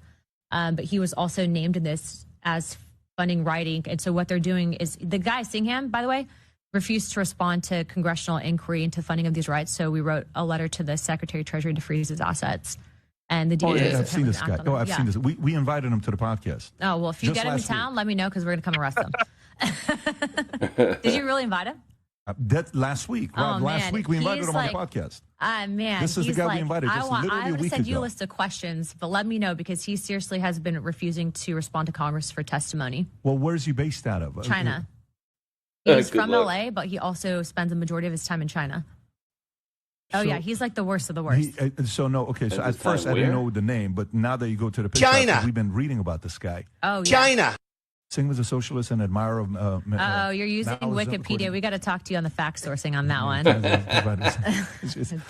Don't help them out. Wikipedia's the worst. Well, you know what? I'm gonna let it continue to play, but I'm just gonna give everybody out there. Wikipedia is a horrible source for anything conspiracy related. However, I find it good for dates, who was in office, who was this, but don't ever look at it for anything conspiratorial. Grok AI. So what do we know about him? It's What even do worse. you know about him? I know that he made his money directly getting help and funding from the CCP. And I also know that the guy's a devout, like as bad as it gets, straight up shill for the Communist Chinese Party. The groups and organizations that he's funding and that his wife also funds are directly responsible for a lot of the divide in this country. But it's not benefiting anyone else but China. So I'll use another issue, an example. So there's an organization called Code Pink, and they're advocating for the people of Palestine. But what's ironic about them is that their funding is all coming from Singham's wife, which is coming from the CCP. He's also not a registered foreign agent. And so we actually wrote the DOJ because last Congress, when Senator Rubio was ahead of the House, where the Senate Foreign Intelligence Committee, or not Foreign Intelligence, Senate Intelligence Committee, they actually wrote a letter to the DOJ at the time asking them to hit him with FAR charges. So this guy's been on the radar for a while, but I think it's going to happen now where they're actually going to act on it criminally. Interesting. Yeah, so like they take these groups, right? Like let's say he's funding different organizations that are splitting Americans specifically on ICE using the Hispanic demographic, right? Then they're also at the same time funding organizations that are pitting Americans on the Palestine versus Israel issue. So it's only benefiting and coming, though, from one country, and that's China. And so I tell this to people, and I'm like, here's the funding tie. Interesting, though. I had no idea about this guy. Yeah, he's like the. Let me turn this off here. So Neville, I thought it was like a Chinese guy's name or whatever. Here it is. Neville Roy Singham. Get your shovels out and dig on him, ladies and gentlemen. Neville Roy Singham. You know, she said he's from Big sunlight. Yeah, Singham. He said he's from LA, right? And so he's American. And he made all his money. He started consulting business, active in the propaganda apparatus of the Chinese Communist Party. I'm surprised Wikipedia is even saying that. Ganzu, a media company that promotes anti-poverty policies in the New York Times. So long story short, what she's saying here is this guy is basically doing the deep state's dirty work by funding what they want. And what do they want? They want the bad guys at the top of everything. They don't really care about, left versus right, but their idea is to push the left versus the right. The left pushes, the right pushes back, and vice versa. And they want us arguing all the time with each other, fighting about, no, our side's right, no, our side's right. Your guy did this, no, your guy did that. All the while they're over there taking over the world, essentially. I was going to say the country, but taking over the world. So great clip, Mac. Yeah, that was a good one for sure. Any comments on that one? That you would like to make on that one, Mac, and then Lisa after that, if so? That I guess he's been a communist his whole life, which is crazy. You kind of get older and all this stuff comes out that you didn't know how many communists there actually have proclaimed in their lives. John Brennan, for one. I mean, I wouldn't have guessed it. Bill Clinton, I think, was a communist at one point. So makes you wonder.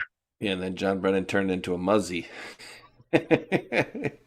Communist to muzzy. Nobody's surprised by that. Lisa, any comments on that one at all? No. Good on that No. one. Let me Biggest see. communist was Mandami, right? Oh yeah, I mean, gee, you know, I don't know why. I don't know what they're gonna do and why they're thinking of that because it doesn't make any sense to me. It doesn't make any sense that you have um, such a high concentration of Jewish people in New York, right? And then they're somehow gonna vote for this guy who's like their antithesis. Am I saying that right? It doesn't make sense to me that they're going to do that. So I don't know. Does that make sense to you, Lisa? No, but you know they already kind of MK Ultra a lot of people's minds. You know, the Dems are the answer. The Dems are the only answer, and anything else is Trump derangement syndrome. You know. Yeah, you know what I'm starting to see a lot of. They do need somebody to uphold their policies. Yes, which haven't changed. They haven't changed. I'm starting to see a lot of people that that said they. Yeah, is this the girl? All right, this is this. So I'm starting to see a lot of people, and I feel like this is probably orchestrated. But I'm seeing some people who are portraying themselves to be Republicans and conservatives now out there, basically saying "F Trump" and basically having Trump derangement syndrome. Or controlled opposition, you know, because there's no other way that they can. Mike, you always say it. It's like they've lost a lot of means to be able to fight. So then it's like, you know, they have to come over to the Republican side and kind of try and fight from within. So there's a lot of people at the moment being paid as controlled opposition because they've got no other pedestal to fight from. You know, a lot of what they do, a lot of what they've done, they just can't use, or that kind of approach. So now it's more, you know, progressed to making it look as if Trump is losing support when actually all of the figures show he's gaining support. You know, he's probably stronger now than what he was even just after the election. Yeah, I mean, there was, like you said, Lisa. I mean, Trump has had so much momentum behind him. You know, Joe Rogan, I think, you know, waited till like the very last moment to say, yeah, I'm a Trump supporter. I'm going to vote for Trump. You know, there's a lot of people, and you know, a lot of it is about the money and them making a living. But it's also them. They had to make a decision because the populace, their audience, chose President Trump way more than they choosing the other person. So it's the people that kind of dictate their jobs. But you know, given the chance, they'll vote for whoever's popular because that's what's going to try to make them money. So behind the cameras, I'm not sure who these people are sometimes because I feel like it's just motivated by what I just said. Absolutely. I got a 20-second. I don't know if this guy's on if he's on some stuff or this is older, but this is posted today, so he looks a lot fresher than normal. The adrenochrome kicking back in, perhaps, or maybe this is an older clip. I don't know, but still unhinged. It's about right and wrong. Period. The guy's a monster. It's beyond wrong. It's almost like he wants to do the most horrible things that he can think of in order to get a rise out of us. I don't know what it is, but he's been doing it, and it's scary. He's scaring me. Oh no. I mean, these people are just, at the end of the day, it's like, here's your script, Robert, go read it. You're a good actor. Go read this. Go pretend you're scared. I mean, it's just, they're going so above and beyond. It's ridiculous. Don't you get the feeling that there's a lot more at stake for him because he's so angry? You know, there's a lot more going on just besides that. Wasn't he involved in some very, I mean, Lisa, I can't, maybe you know, but I feel James Belushi? You can tell the story. I'm not well educated. You know, he was a big cokehead, Robert De Niro, you know, in his younger days. And I think him the guy from what's it called? Where they wear the hat, the dark hats, the sunglasses. Animal House? Blues Brothers. No, Blues Brothers. You know, somebody from the Blues Brothers. Didn't he die? Well, he died at Robert De Niro's place, and he died of an overdose of coke. You know. Oh damn. And you know, Robert De Niro's got a few cobwebs in his cupboard. You know, a good few, and I think that's what he's scared of. You know, but he's you know, and he's all. And by the way, Mike, he's always been an angry person. You listen to some of his ex-girlfriends or ex-wives. He's got an ego that is huge, and he's known for losing it as well. You know, but he's been promoted to us as like this cool actor, and this actor can't keep his cool. You know. It's like he's a monster. What has he done that makes him monstrous? You know, just listen to his statements and see if you can find any evidence to behind them. Why we're looking at Kim? I was bringing this up. I was bringing it up to show this because he looks a lot fresher than the last time I remember. He looked like he was all disheveled. Now he looks put together. So. I don't know if that's an older clip or not, but then we have and also it looks a bit AI to me, yeah? Right? Yeah, it looks a little too clean or whatever, and then a little fuzzy as well. But with this one, like you could see her nose look like a zigzag here, but now it's straightened out. But whatever they did with her, pumped her up with adrenochrome, I don't know, but that's not the daughter. That's her. That's the mother. That is crazy. So I don't know what's going on, but. All right, guys, it's getting a little bit late here in the mother's milk. Maybe it's getting a little long in the tooth here, so I got to wrap it up. And my 15-year-old guys, I don't know if any of you guys got kids out there. I'm sure some of you do, but my little guy is growing like a freaking weed. He is now 2 inches or so taller than my wife, he was taller than a month ago. Maybe she was taller than him a month ago, and now he's like 2 inches taller than her. So these kids are growing like weeds with all the food they eat, you know, 14, 15, going into his growth spurts here. So let's do Miss Ladies first. Lisa, any final thoughts on the hiatus out of here? Just interested to see what goes on with the IRS and the tariffs, you know, the fact that they're working. And all of those people spoke out against them, including Jamie Dimon. I keep saying him because he spoke out a lot, you know, doom and gloom and all of that kind of thing. I wonder what he's funding covertly. And who did he used to do a lot of business with, Lisa? I completely forget. Is it Epstein? Jeffrey, you know? Jeffrey something or other? Yeah, Jeffrey Epstein, you know, that friend of Prince Andrew. And Fergie, his wife, Andrew's moving out of the Royal Lodge, 30-room lodge that he's never paid any rent for, you know, and they're going to be discussing him in Parliament and all of that. I just think that they know there's probably a lot more to come out, and Epstein's not going away. Actually, it's not going away, even though there's a lot of action elsewhere. It just isn't going away.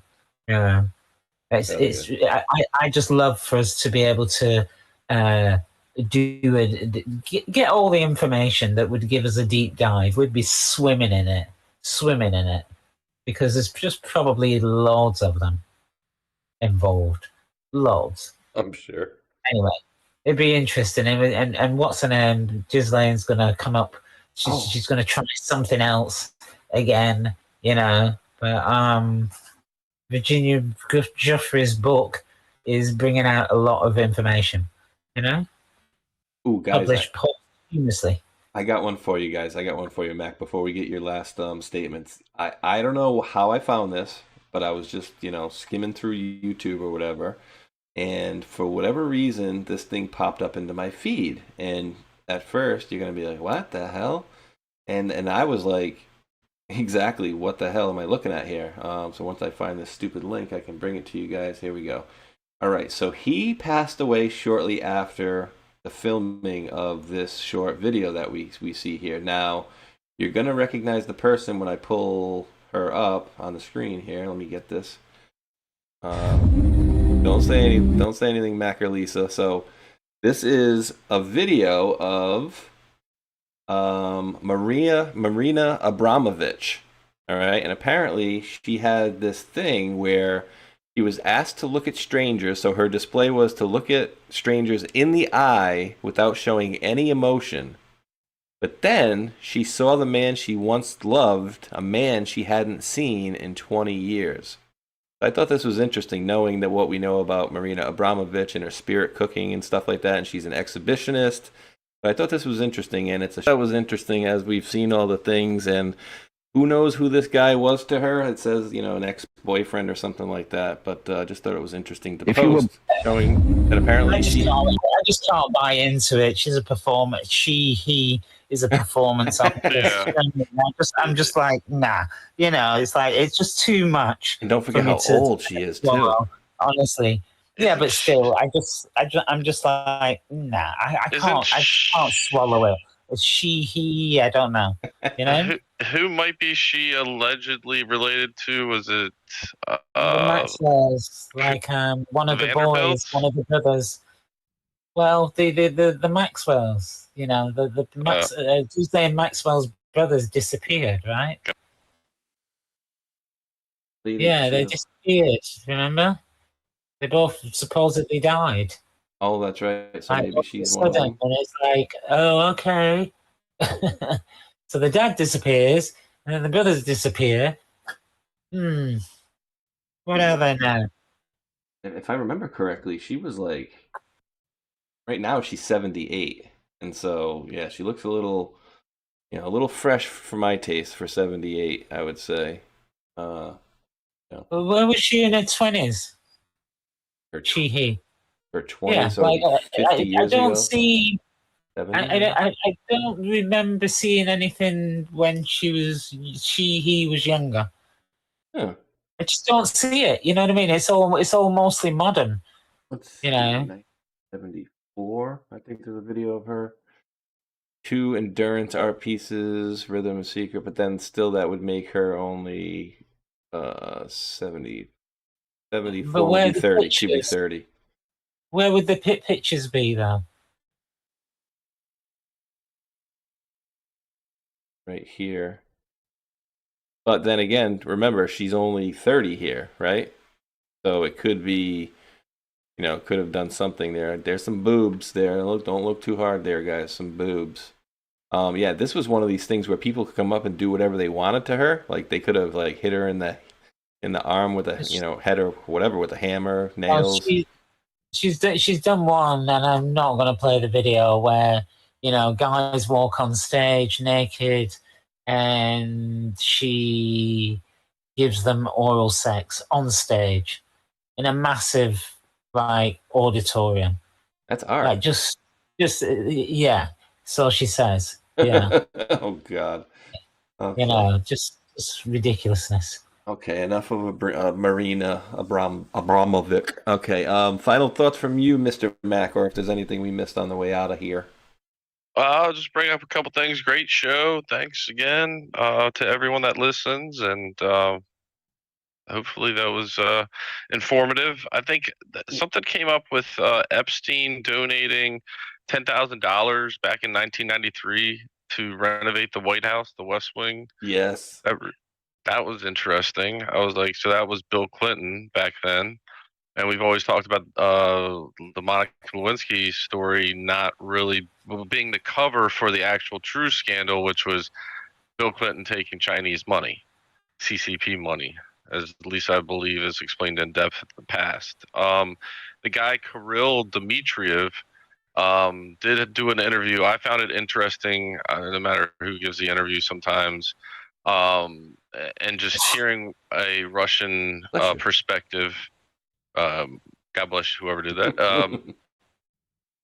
A Russian perspective, because we never really get to hear from them. It's kind of like the fake news media's kind of block them out in every respect. So To hear a diplomat speak about the country, knowing the fact that he also is a follower of Q and has done many posts regarding that, and does kind of believe in the fact that the upper echelon, Trump and Putin and Xi and other countries, are working together to bring down the deep state.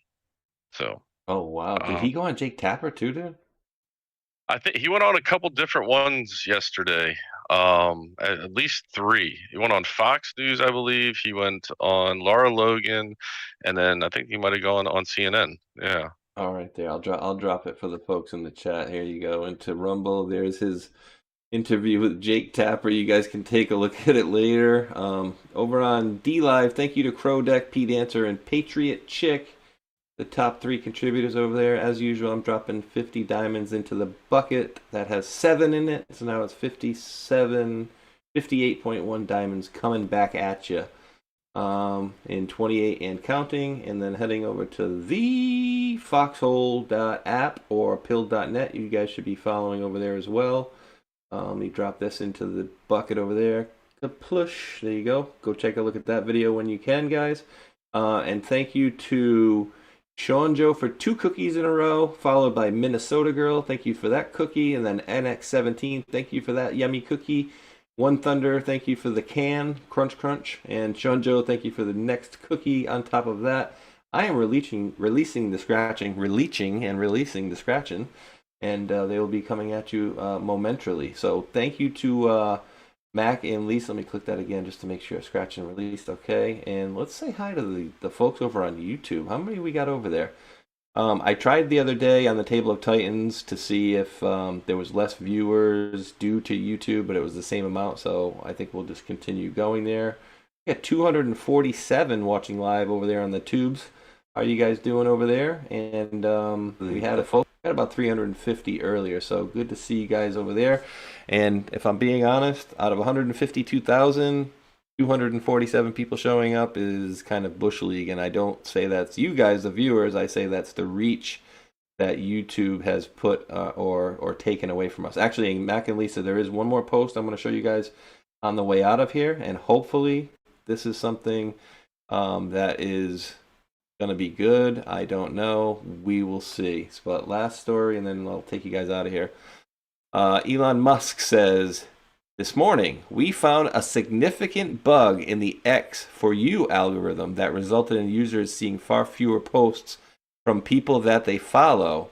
It should be fixed by tomorrow. I don't know that it will fix my issue, but all I do know is shadow ban like crazy on here. So thank you to the mods out there, helping myself and many other conservative podcasters as well. And then special show, guys, on Wednesday at 1 p.m. I'm going to be having Patty Greer on, and I never asked her, which I need to ask her if she's related to Stephen Greer, because I did see a video they were in together. But I'm going to be doing a little bit talking about some interesting things that I found interesting years ago, crop circles. So I found that interesting, and we'll see if you guys do as well. So, but thank you to Mac and Lisa as usual. This has been episode 180 of Hold the Line, and we will see you guys next week at same time, 7 p.m. on Monday. So with that in mind, we do appreciate each and every one of you wonderful world patriots out there for tuning in. And until that next video, just so you guys know, YouTube, I cannot play the takedown. So I will finish it on here. I will show the closing screen on Rumble and all the other platforms, and it's going to look like the video's ending, but I'll play the takedown at the end for you guys. And until that next video, thumbs up, like, and subscribe. Peace.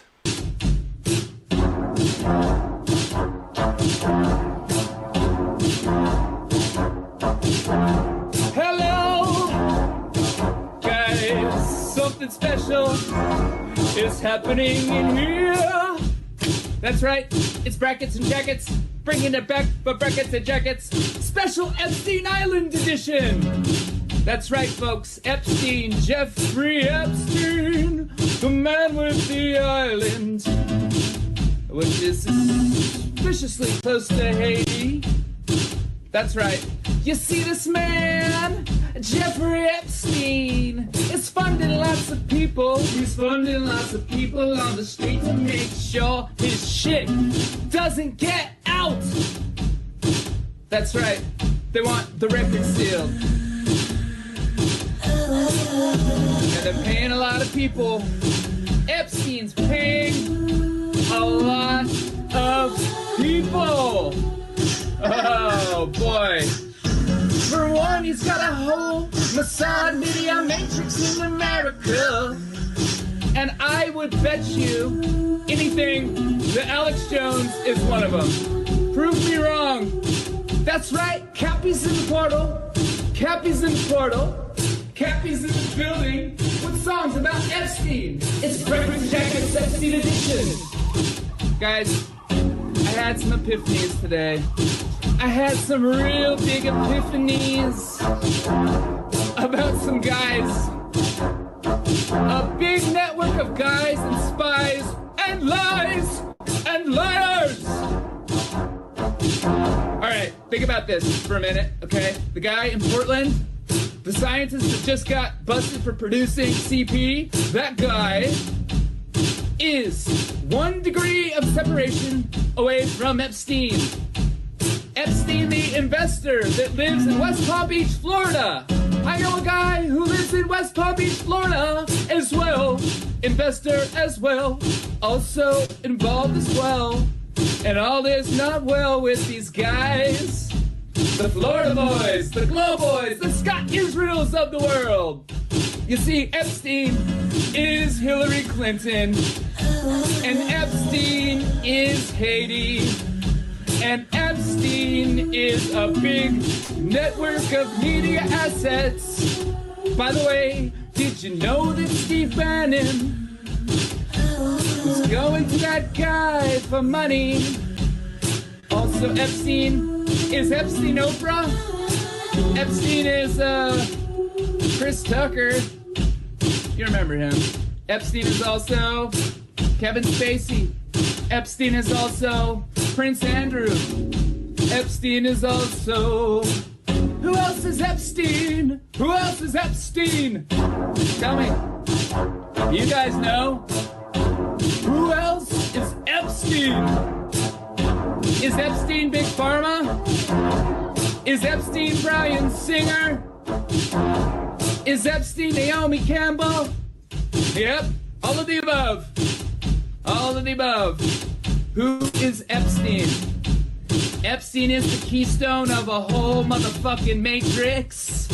And once you pull it out, it all falls down.